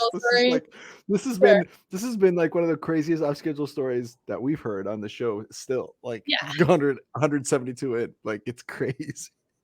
So I was like, I would consider myself kind of a high maintenance first year. I basically got out there and I was like, what the hell is this? This isn't what you freaking said it was going to be. My God. But I also didn't Google it, didn't ask anyone, didn't research it, never looked up the name Southwestern. I like didn't even think to Google Southwestern Advantage, which means that kids these days are totally different, I'm sure. But anyway, I got out there and I was like, what the hell is this? Like and I was really emotionally all over the place. Probably the worst of it was like midsummer. And I think that was the same for all of my summers. Middle of the summer was the hardest part, where you'd been there for a long time, but it was still a long time before you were done. I was never someone who wanted to sell more than an hour past 12 weeks. Like I was like, there's a couple years they they had UF go out for 13 weeks. And I was like, I'm just so mad. But anyway, I was a grumpy first year. I was doing well. I didn't really know that I was doing well. I think Mike Yandre and John Stewart did a really good job of just making that normal. Like a lot of us were doing really well. So that was just normal. And we didn't know like we were doing much better as a team than like a lot of the company. So anyways, we have this great team. And in hindsight, it was like 26,000 units was the team. It was like a record-breaking thing. I think the record might be broken. It might be broken. I think it is now, but at the time that was like nuts. At the time, it was like fuck? substantially higher than the second place. Like, Yeah, it so wasn't. I remember looking at the pace setter. I'm like, that's not even close. Like, there's yeah. no way you guys could have stopped selling like week 8, and nobody would have Well, most of us to you did. guys. No, I'm just kidding. Well, yeah, actually. Which brings us to the story. Nobody left. So yeah, I had to set up some context. But anyway, I'm at a point now where like, you know, my roommates are totally off schedule. One of them's not even doing anything. I think she just goes and hangs out with people in their houses. And Just knocks me like, hey, do you need someone to hang out with? the other one just doesn't even go out to the book field at all. She hangs out with one of the B managers who she's been kicking it with and hooking up with like throughout the summer, I guess. Whatever. Hot. So anyway, she goes not 99% drama free. Not 99% drama free. And then we lived with Andy Mudd, who was my manager, and she was having a tough summer. She did an excellent job at not showing it, but she would, she was like really by the book, at least at Tar's perspective, she'd be gone at like, like whatever. When did we? Oh my gosh. 6:15 like or whatever. Earlier than us. And we would just be like, oh, our day, and like hang out and be like, what are we gonna do today?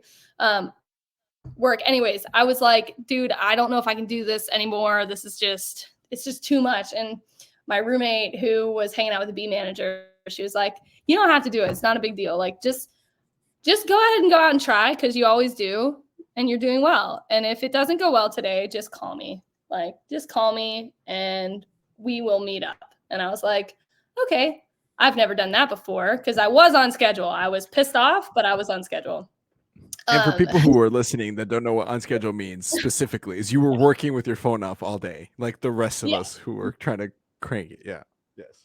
Like the rest of us. So anyway, one person says something not great to me. I don't remember what it was. It was probably like, nah, I'm good. And I was like, that's it. Flips the table. Gets my phone. Actually, at the time I was working in the sticks of West Virginia, I had to drive into the center of town to get cell phone service. So it was like, how they say put your phone in the trunk because then you'll have to do like 5 steps before you actually go get it kind of thing. At the time they did that. Anyways, it was like I also had to drive to the center of town. So like I knew I wanted to make this phone call. It was worth it. So I go to the center of town. I go to my truck. I turn on my phone. I call Charlie. Or I call Jane. It's just much harder to do than just go to the next house. Like, yeah, totally. It took like an hour. More effort, more work. It's like at least 40 miles of driving. We worked harder to be off schedule. So I call her. She's like, I'm going to shoot you an address. Put it in your GPS. Come meet us. And I had a Garmin GPS, by the way, like at the time, like a real separate GPS. And I put it in there. I'm like driving over there. I'm like, this is the right thing. Like, I feel so much better already. I'm not working the rest of today. It's going to be amazing. I'm just going to hang out with my roommate at the park. It's going to be awesome. And maybe the B manager will be there and we'll just kick it. So I'm like, okay. I show up, right? And it's just a park. There's like 2 picnic tables. West Virginia is gorgeous. It's a pretty park. But I show up and like 10-ish people, like half the org is sitting at a picnic table drinking beer, chilling at the park. And it's like, I don't know, Thursday afternoon.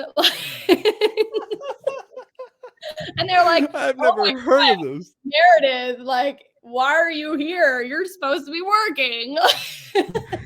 Like, we never expected you. The audacity to say that to you. Like, aren't you supposed to be at a house?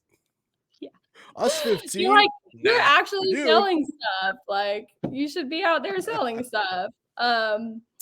So anyway, I hung out for a little bit. And there, it's just so funny looking back on it. We ended up hanging out at the park for about an hour. Then everybody went to a Chinese buffet. And at that point I started to feel real guilty. And I was like, I just feel like I just didn't know, like, and I went back and started working again. I actually had a pretty good day in production, but I remember just my mind was so blown. I was like, I am the only one in this whole org That's knocking on doors. trying. Yeah. That was not true. The other half of the org was working very hard, but it was, pretty intense. So I mean, that Wow. was like week 8. So I the next 6 weeks I was out there delivering and selling. I was just really grumpy that I was the only one working. Wow. That is so wild. The Yeah. 10 to 15 people were just trained. And then did anybody talk about it? Like, because I mean, that happened on a Thursday. So that next Sunday meeting had to have been like, so I think they like did when it you do every the week. circle. I think they That did is it every so week so that it wasn't weird. You know what I mean? Like those were people that didn't produce much at all. So it wasn't weird yeah, that they because they were at the continued park not to drinking produce. beer. Yeah, exactly. Because they weren't working. Shocker. Chicken or the egg? Chicken for sure. And it's you off schedule. Like, that's what it is. It's like you're the chicken. This is chicken Oh shit right here. God. So that was a good time. Wow. That was a good time. Wow. What a time, man. Can you Yeah. imagine? And that's a shocking thing as a first year for you to have Oh gone back to gosh. My work. earth Honestly, like was if you think about like what it was like later as a manager to have, if you tell me that I'm trying to think of anybody that ever had as a first year, including Danny. I'm including Danny in this. That would have told me that they went to a park and then half our org was there and then they went back to work. I'd have been like, no, the odds of that are low. Like the fact that you went I back felt is so amazing. guilty. Oh my gosh.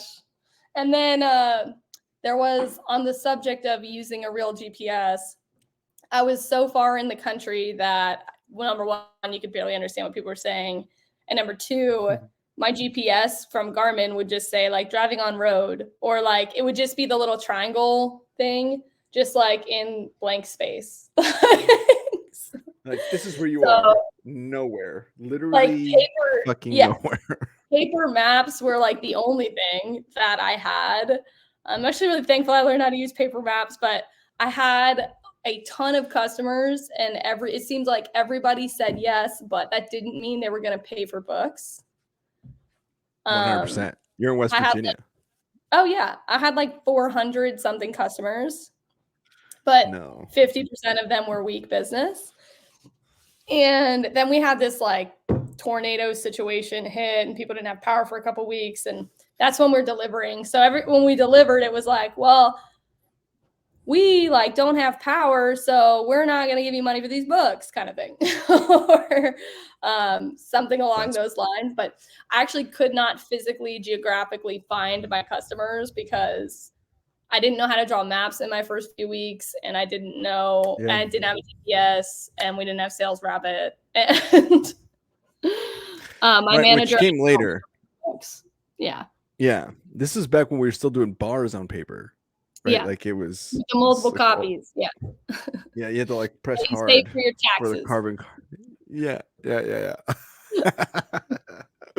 Bro, that's some funny shit.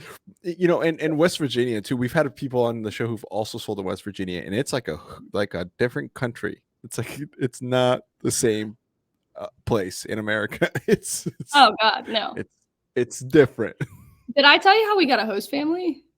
I don't know if I You might said have that last time, but I don't remember. I would like to hear it again. See, I don't remember it, so it's worth. If I can't remember it, then it didn't happen. I'm sure it's. I got this story because I kept in touch with them, and they told me this like 3 years later. They ended up moving to Florida, and like I've hung out with them since. My first host family from West Virginia, and Oh, they were no like, way. yeah, they were like, do you Oh, know that's how cool. that actually went down? And I'm like, what do you mean? Not really. So when we showed up to West Virginia, we all thought, because our manager told us, John Stewart's home when he was a first year was set up for him. So he told all of his team, 12 people, that they would have homes set up for them. We got to West Virginia. My God. Yeah. We got to West Virginia and there were 0 homes. 0. 0 HQs set up. It was a freaking mess. Everyone was losing their minds. So we're calling off the list of like past customers. We're knocking on random doors, whatever, to find housing. Annie Mudd gets in touch with somebody who bought books before in the past, but they really didn't know the company. They just had purchased the books, right? then they're like, I mean, you're welcome to come by and see the place, but we really don't think it's going to be a good fit for you guys. Right. And we're freaking homeless. Like, we've been homeless for like 4 days, and we're like, we would live in any shelter. Like, Does so it they have a shouldn't. roof? Yeah, it doesn't have Yes. exactly like your We're standards. in. Your standards are like here, ours are like below, like they're down here. Anyways, we show up and it's this lovely family, husband and wife. They've got kids in like 6th grade and like 4th grade or something like that. I don't remember exactly, but cute kids. Gorgeous home. It's like we drive a mile up this mountain, get there, and it's this big brick, beautiful home. When you open the door, the whole back wall is windows, and it's facing just like mountain landscape. Like, you're a mile up. This sucks. It was gorgeous. I just remember being like, my jaw hit the floor, and they were like, yeah, I mean, I guess if anyone were to hypothetically stay here, it'd be in the basement. And then went down to the basement. There was like a really long couch, but nothing else, a pool table. There's no beds. And they were like, yeah, so that's it. I mean, when are you guys like looking? And the manager was like right now, like tonight. I think it was like 6 p.m. It was already 6 p.m. And she was like yesterday, really. We're looking to go to bed in 4 hours, so could we stay here? Yeah, literally. So the mom is in the basement with us, and she goes, when are you looking to move to like stay somewhere?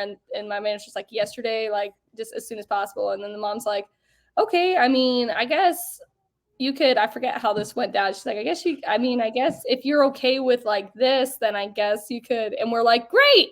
And we go outside, get our stuff, bring it inside, go to the basement, which, by the way, we were the messiest people ever at the time. But later they tell me, we only invited you over, like 2 years later, we only invited you over to show you that it was not appropriate or a good fit. And then the husband's upstairs in the kitchen while the mom was downstairs, like, yeah, you can come in, I guess. And the husband sees us bringing our stuff in, and he's like, what the fuck? He looked at his wife and he was like, what are you doing? And oh my God. That's how we accidentally got hosted by that family. They ended up hosting like 4 more times. So they became kind of a Southwestern host family. But that's amazing. Yeah, it was hilarious how that went down. Sorry. That's amazing. No, you're good. It's we've talked about this. Actually, it's been a while since we talked about this, but it's worth mentioning again. The reason that those host families don't stick around for a while is because we, as a unit of book people, and I mean unit as in we are our units, we suck at being hosted. Like, my first HQ, we were so messy. It was so gross. I don't know what point my house needs to be in for me to feel like it's an appropriate place to host kids, but I feel like only one guest bedroom is not it. No, yeah, your place, right where I've stayed there. It's a nice, comfy bed for one human being. You definitely you don't have the space to. Alex Black does. So if you're looking for a host family and you're listening to this, go find Alex Black. We know how many bedrooms and square footage his house has. We do. We have that on paper. We have all the facts and all the details. They're on baby number 2, so they might say no, but yeah. Oh, they will for sure say no, but it'd be funny to have his phone blow up. You can always call and ask. His phone number is 318 or oh my God. Damn, Meredith, how fun. So you stayed 5 summers. Why 5? Why not 4? Why not 6? I stayed exactly 5 because I graduated from college and then did one more. I was already accepted into physical therapy school for August. I graduated in December, so I had like 9 months or something of just like chilling. I traveled Colombia, did a bunch of different fun stuff. Yeah. You told us a story with Shane. Yeah. And then I sold for the last summer. I needed the money, and it was kind of like my last victory lap kind of situation, or so I thought. And then I started PT school right when I got home from my last summer. So it was exactly 5. And PT school went through the summers. So I was like, it's my last summer. Like, there's not a chance that I'm coming back. Do not even ask. I will be in my doctorate program. Dude, the story, we won't tell that story. That's a story for another time. The story with Shane, I could not believe that story. Like, that was, I can't believe he just. Fancy Melissa doesn't be like, what are they talking about? Yeah, so, but you did tell us on your first episode, so that one I for sure. If you want to catch that one, you got to go back to the other one. Yeah. What I want to do a quick rapid fire round and then do a couple ponytails if you have one. Sure. If you have more than the one, but it'd be great. But if you only have the one, that's okay. Then to give us the juice of that. But I'll do a quick rapid fire set of questions. Okay. Number 1, favorite states or territory that you sold in during your time? Wisconsin. Really? We've had that a lot. Why? What the hell's up with Wisconsin? It's gorgeous. In the summertime, oh my gosh, the people are so nice. They work hard. They have money and they're super humble. Ugh. It's like the dreamland. I hate Wisconsin. I hate Wisconsin. Gosh. Maybe it's because I'm from Nebraska and like because of football. I don't know. I feel like that's how Nebraska is. Okay, so Wisconsin. All right, we'll forgive you. Yeah. Favorite advanced sales tape? Matt Atchison. I don't care if you sell a carrot out of your lunchbox. That one. Hey, my name's Matt. That's great. I feel like a pig because I know that I am. Matt's funny. Aloha. This is Matthew Atchison from Yvette's office. That's what he says. That's how it starts. Yeah. That's funny. Yeah. All right. Good. Fair enough. Favorite kind of turf to have sold in? Definitely the kind of house I'd want to live in too. It's definitely like upper middle country. Like my house is on 1 acre. It's a pretty house. We built it ourselves and we're really nice. Yeah. Absolutely. That was everybody's. Honestly, it's amazing how often everyone says that answer. Like not many people have deviated from that answer. That's great. I love that. Favorite HQ? The first one. Yeah. I had some really good ones, but the first one was we still keep in touch. Hell yeah. Actually, favorite product is sorry. Yeah. Really? No. Where was this? This was on the border of West Virginia and Ohio, just over. Actually, I think we lived in West Virginia, but we drove into Ohio to sell. Over the Yaller? Is it Yaller or with the yonder? The holler. The holler. Oh, the holler. Yeah. Up the holler. Yeah, it was somebody who had hosted like 17 times. She's a straight up businesswoman. She's really cool. She like had a plant nursery. She bred dogs. She had us for money. She did our laundry though. And she's an older lady. She's still running all our businesses. We're Facebook friends. She's awesome. I think she's hosted like exchange students in the past too. So if she needs a podcast, let me know. We're producing podcasts now. Sweet. Oh, okay. So favorite product to sell out of all the probably honestly my favorite of all the books are the Ask Me's. Like they're the most fun. I felt good about selling the college prep also. Yeah. Especially once the CEA came out, because that was like you could tell was like the value was huge. Right. Yeah. Exactly. I always felt good because also and I think I agree with this. Selling the CEA was fun because you always would, and this is not a knock on families who weren't like this. It was just preferred when you would talk. You would normally be talking to like a junior or senior in high school who was a lot more mature for their age, and you were in college or just out of college, so it felt like you weren't that far apart from them. So totally. So it felt like you were like selling to a friend, and the kid was just with it. And it was so exciting because they were excited about education. And typically speaking, if we were showing the CEA to them, like seriously, the parents almost let them make the decision entirely because the kids were just so sharp that they just trusted if the kid was going to use it or not. So the sale became a lot more about really connecting with the kid and inspiring them than just like, hey, can you see how this could be helpful in math or whatever? You know what I mean? That was a fun. Yeah, I'm with you on that. Okay, cool. Favorite overall summer? Probably number 4 in Wisconsin. Oh. What up, ponies? Off schedule story really quick. I wanted to shout out Quentin Roberts' episode number 140.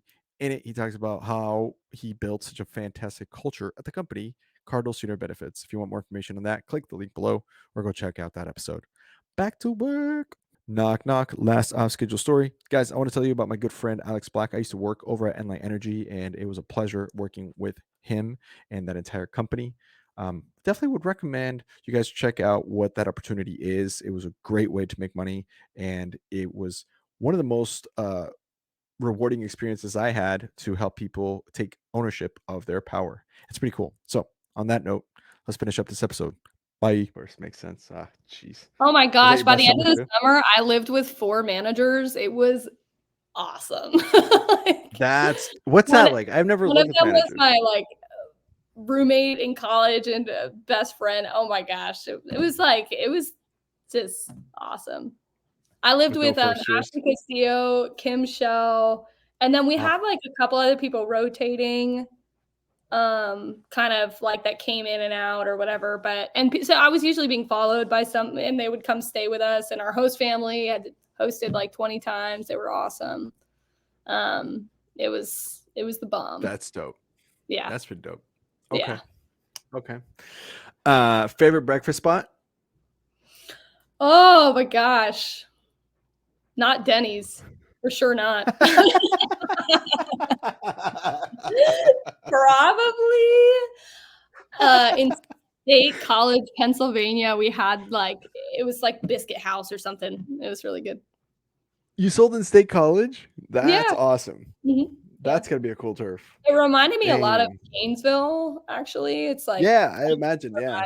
Yeah. Small town that is only known specifically because of the For university. the Like that's the school, only yeah. reason people would care. Yeah. Yep. A lot of Wow. Penn people State, that are from there. educated people. Yeah. Yeah. Yeah. That's pretty cool. All right. And then the last one is best sales day.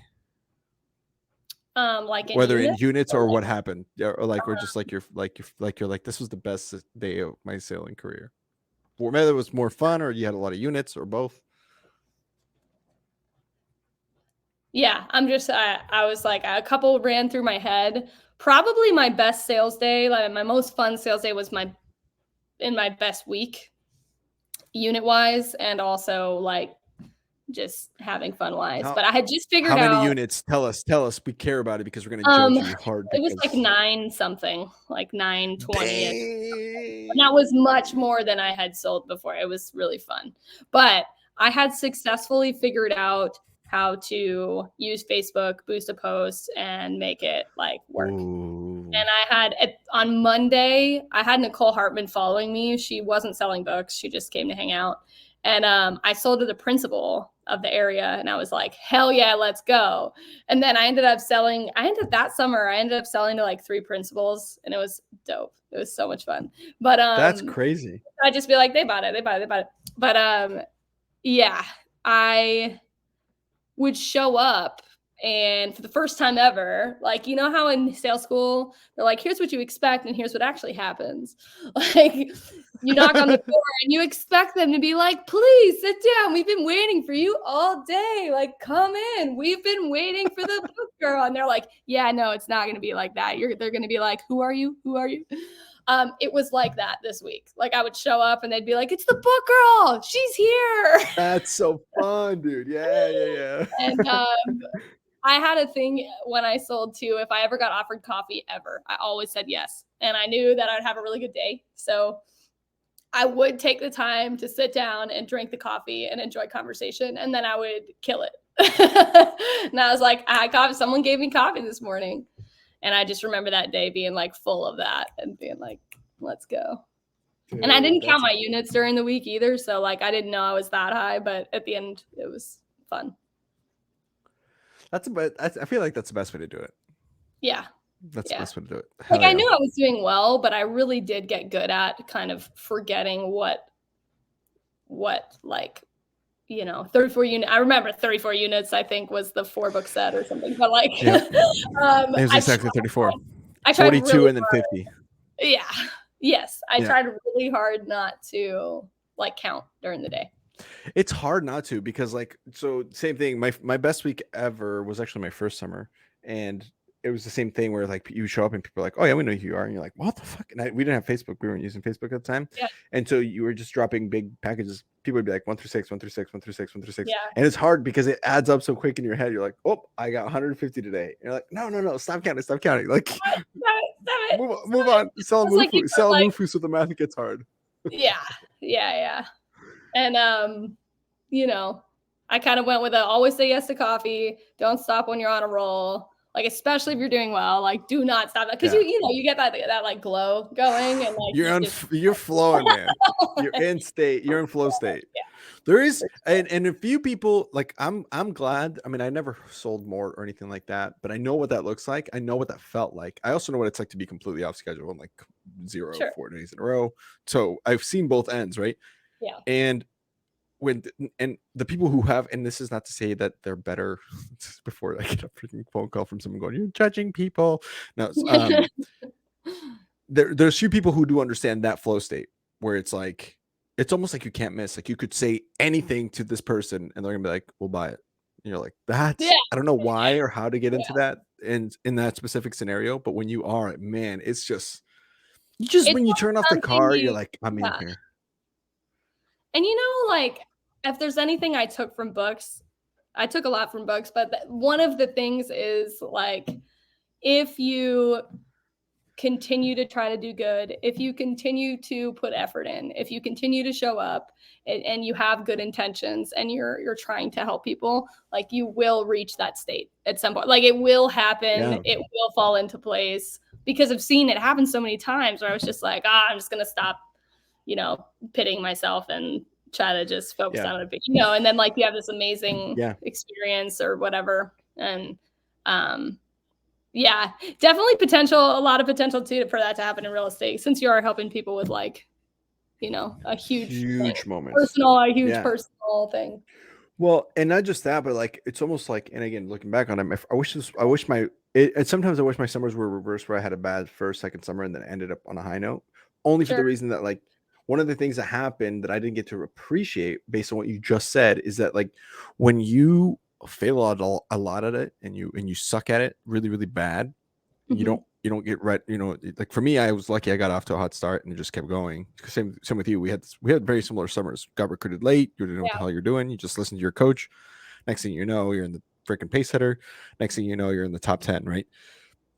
That's one way to do it, and that's fun. But for people who are listening to this, maybe they're in the book field right now and they're like, I can't break 300 units or whatever. Like, and you're saying if you just keep showing up, eventually you do correct. It's actually better that way, because as you're going along, there's the jump from like producing, and this is actually in real estate or in anything, I believe, just an opinion, but the jump from producing average to producing a lot is actually not, it's just a small switch. It's not like you don't have to do a lot of different things. There's just something happens, can't explain what it is. But if you struggle for a while, you can explain what it is, because you start, like, after a while, since you've been doing it for so long, it only can be a certain number of things that you need to change until you're like, what if I do this? And then you do that, and then boom. You know what I'm saying? So you actually end up figuring out within yourself personally what it is that you need to do to turn on. And I never figured that out until much later in life, to get back on flow state. We're like, so again, for me, I was unconsciously competent, where it's like people were like, how are you? And I'm like, I don't know. And then when I went blank and I started getting off schedule, I couldn't find that again until later in life.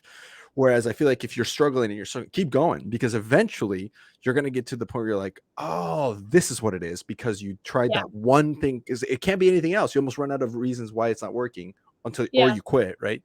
And so on that's just a thought I had, because based on what you just said, you're like, you're right. It eventually it does click, and you know why. So it's actually almost better if you struggle a lot before, because then you can always just turn it on when you need to.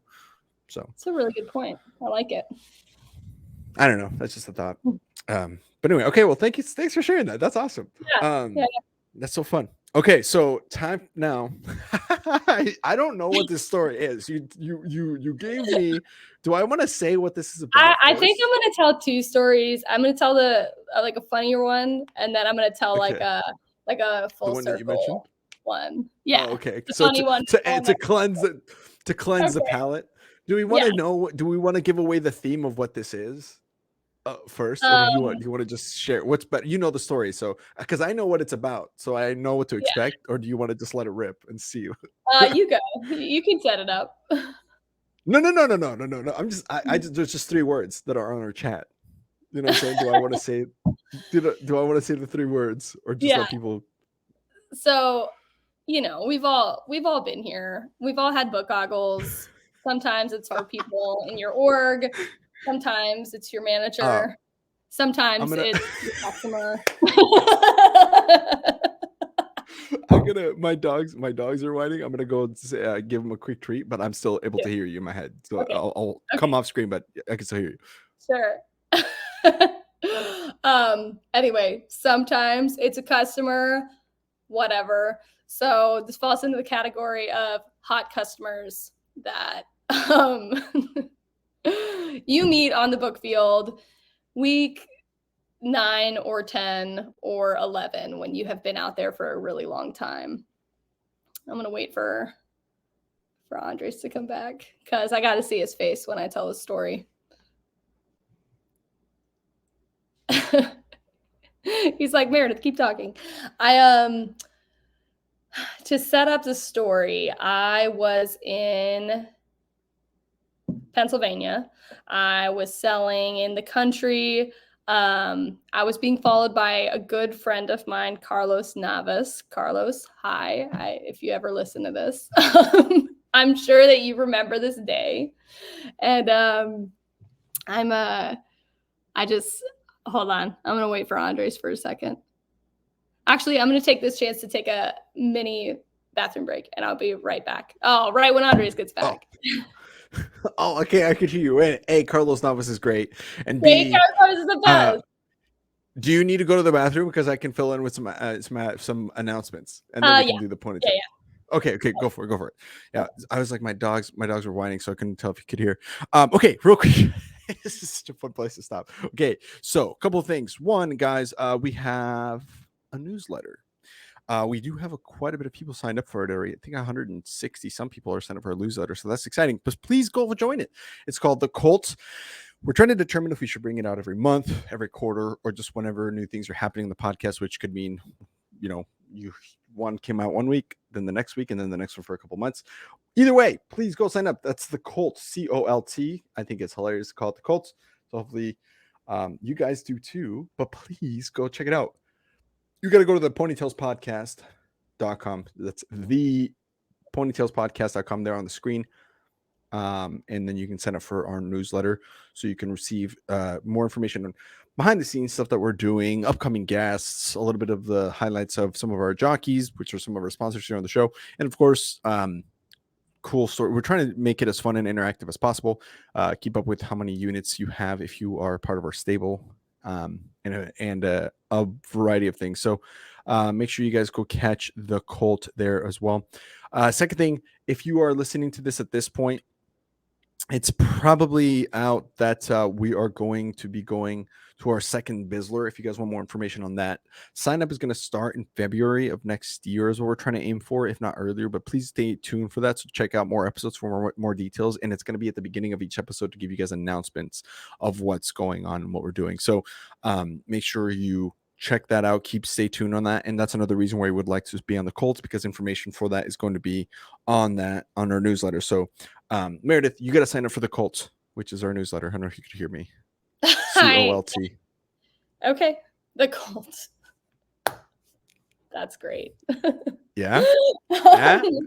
Love that. Everything here is horse themed. So yeah. Okay. Okay. So I could hear you. We're in Pennsylvania, third summer. Back to my hot dad story. Back to your hot dad story. Sometimes. Also, we should explain what book goggles are for Sure. maybe. Yeah. I don't know how new this term was. Maybe some of the older book people don't know what it is, but we've all been there where it's weak. Look, we're college kids, right? We're raging hormonally. We are, maybe some of us, I'm not saying this, I'm not speaking for everybody, but in some college experiences, often you experience, alcohol, you experience interactions with people you're attracted with. often because it's college, and that's kind of the culture of being in college is you just meet people in all sorts of different ways. You meet them, you get to see them and meet them. And when you go from like that is every weekend, sometimes every other day for people in college, to 12 weeks without a single hug from a person that you're attracted to, it tends to kind of build this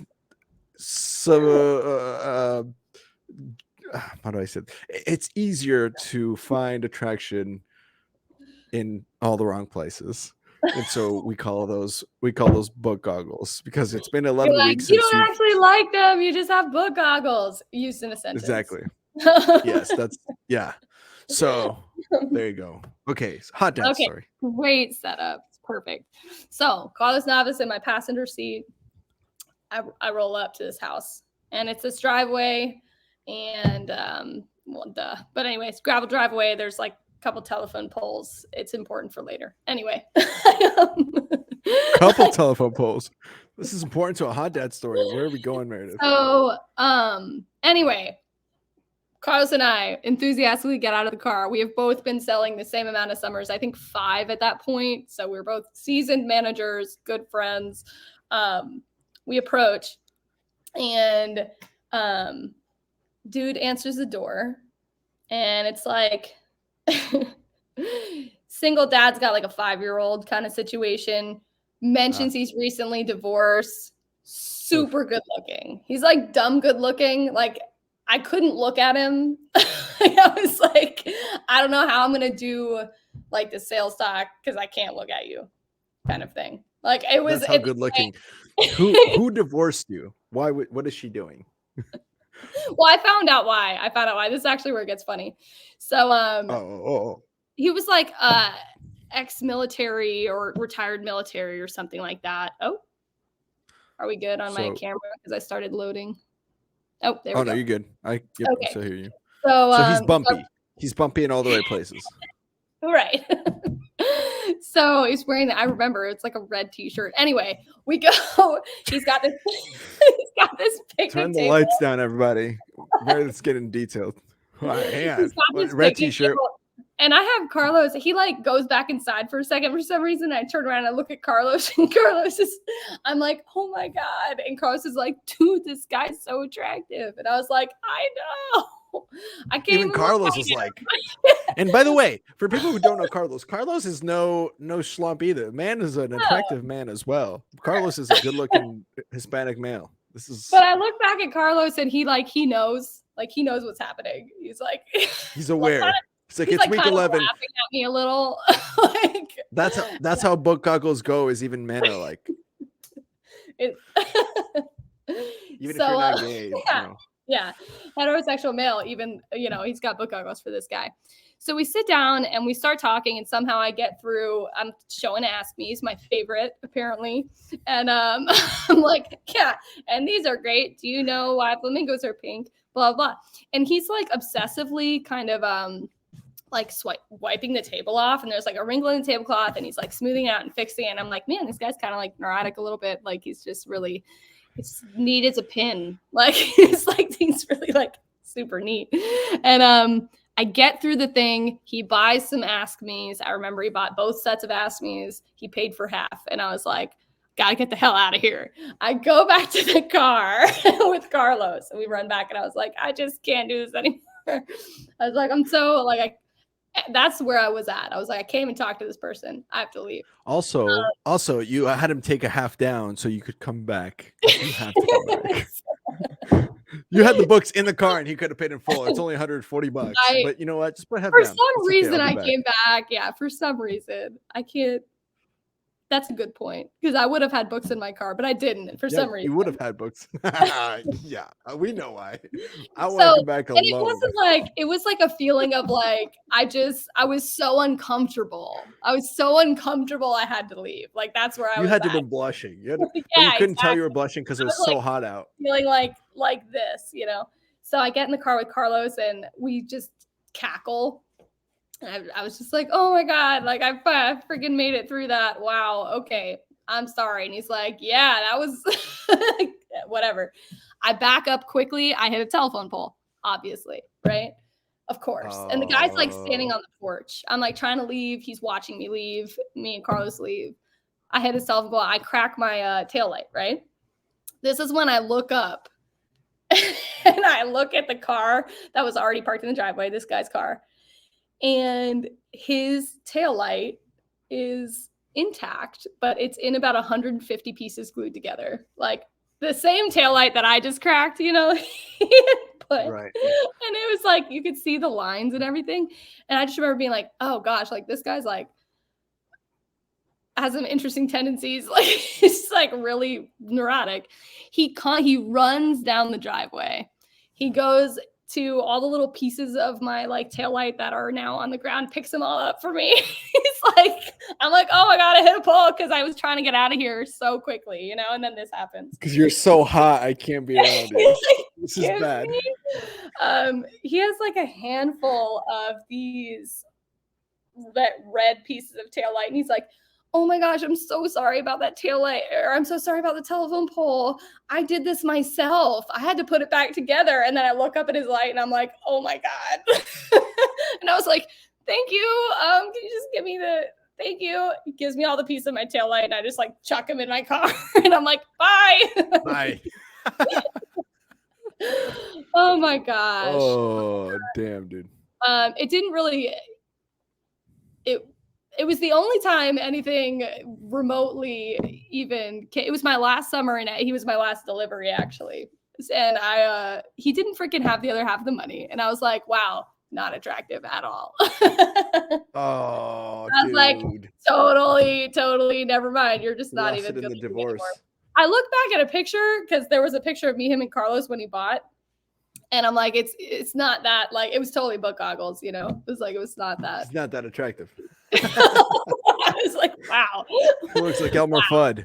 The book feels interesting. But yeah, then it got kind of weird. And it was just, anyway, it got weird. Like, he was like, I had to contact him to like get him the books, but he didn't have the money. And then he was like, I don't have a car right now. I got to drop him off. And I was like, we're good. I'll just give you the half that you bought and we're good.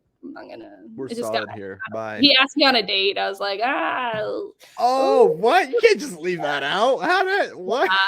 That was in the he asked me on a date, but then said he didn't have a car. And I was like, I had delivered all my books, right? As a single person, I delivered all my books.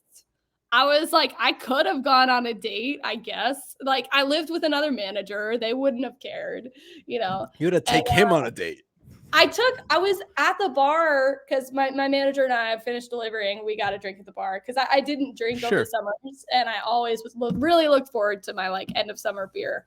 So we went and got our end of summer beer, and he was he's like trying to meet up or whatever, and then he was like, I don't have a car, you have to come pick me up, and I was like, nah, skirt. Like, I don't know. It's not worth my other taillight.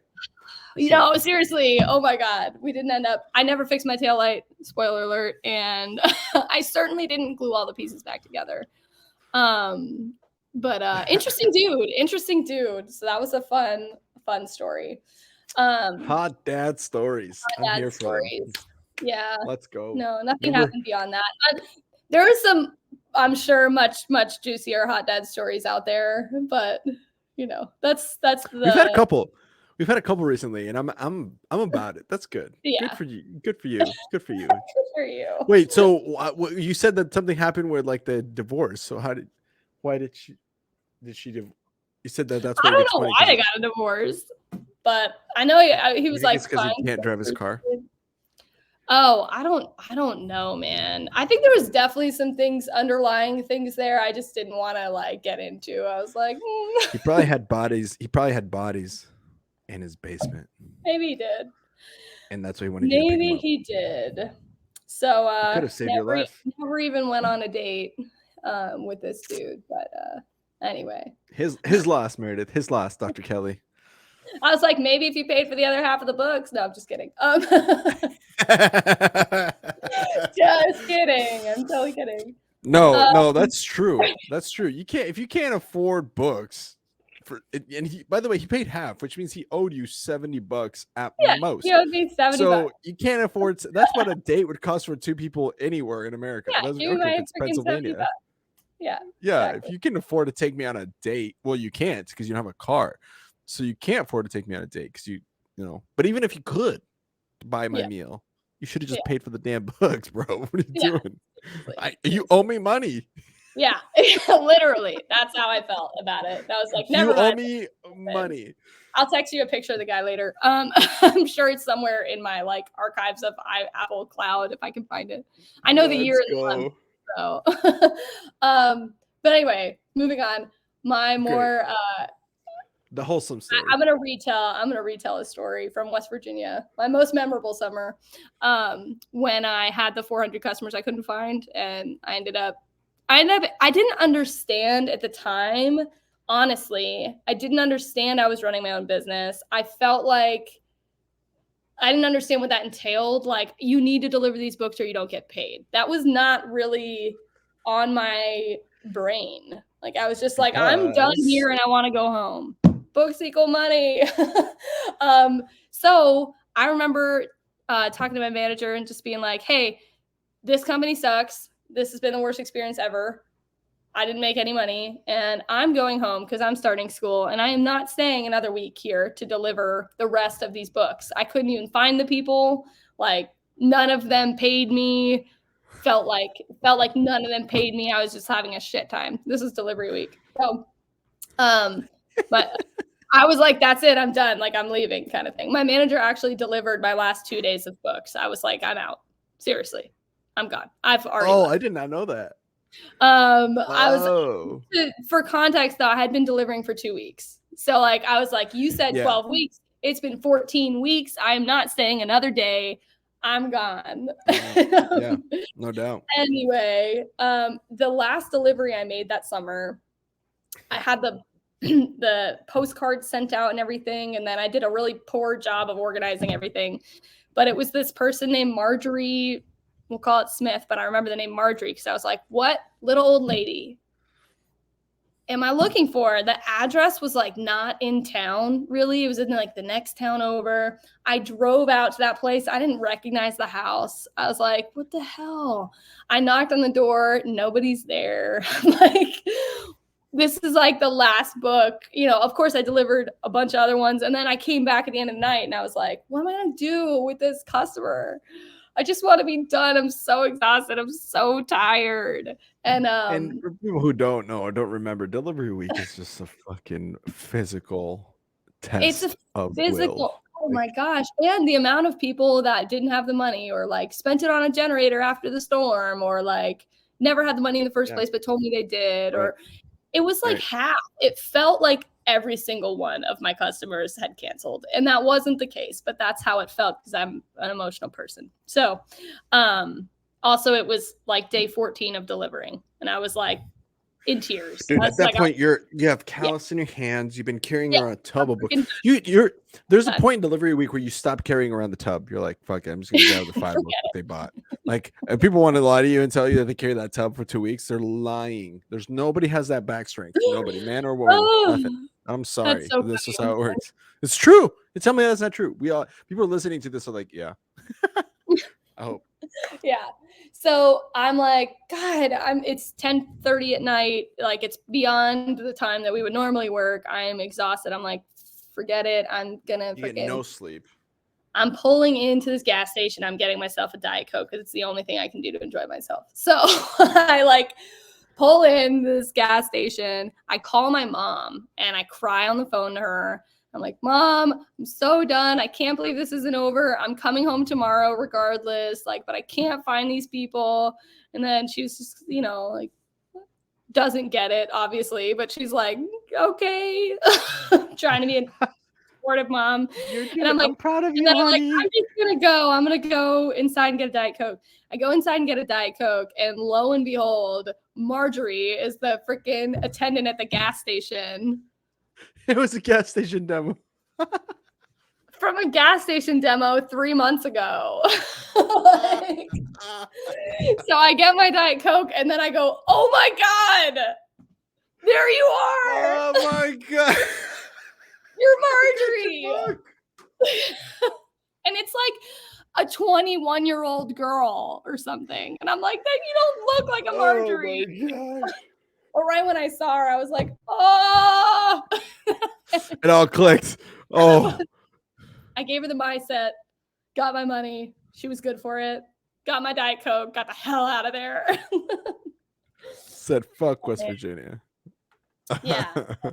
No, that was the best. What a place to live. Oh, that's a great story. In that moment, it was better than selling the bag. It was like I was done. Like honestly, yeah.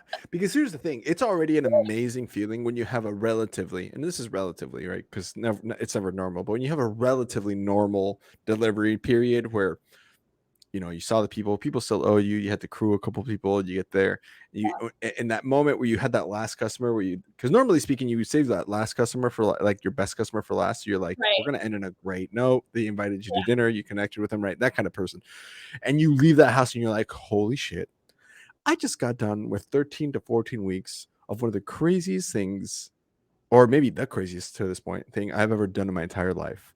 And now tomorrow morning, I get to just turn on my car and drive back to Nashville and drive back to normal life. And there's this like feeling of like this, there's like this euphoria.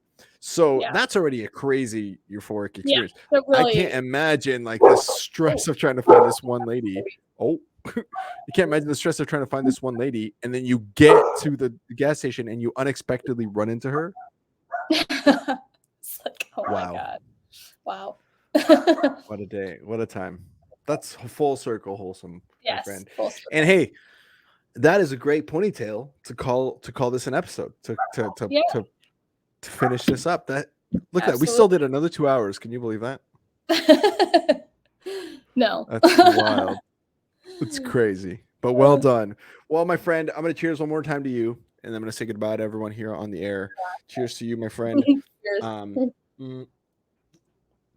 To citizenship, name changes, blue passports, good hockey, real estate, hot dads,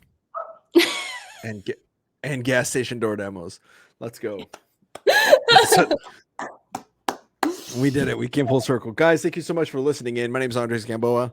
I have been with Dr. Meredith Kelly, realtor. If you guys are looking to get into real estate, maybe you don't live in Florida, but you want to learn more about Southwestern Real Estate. I mean, they are able to open in any state, just depending on how much you want to work.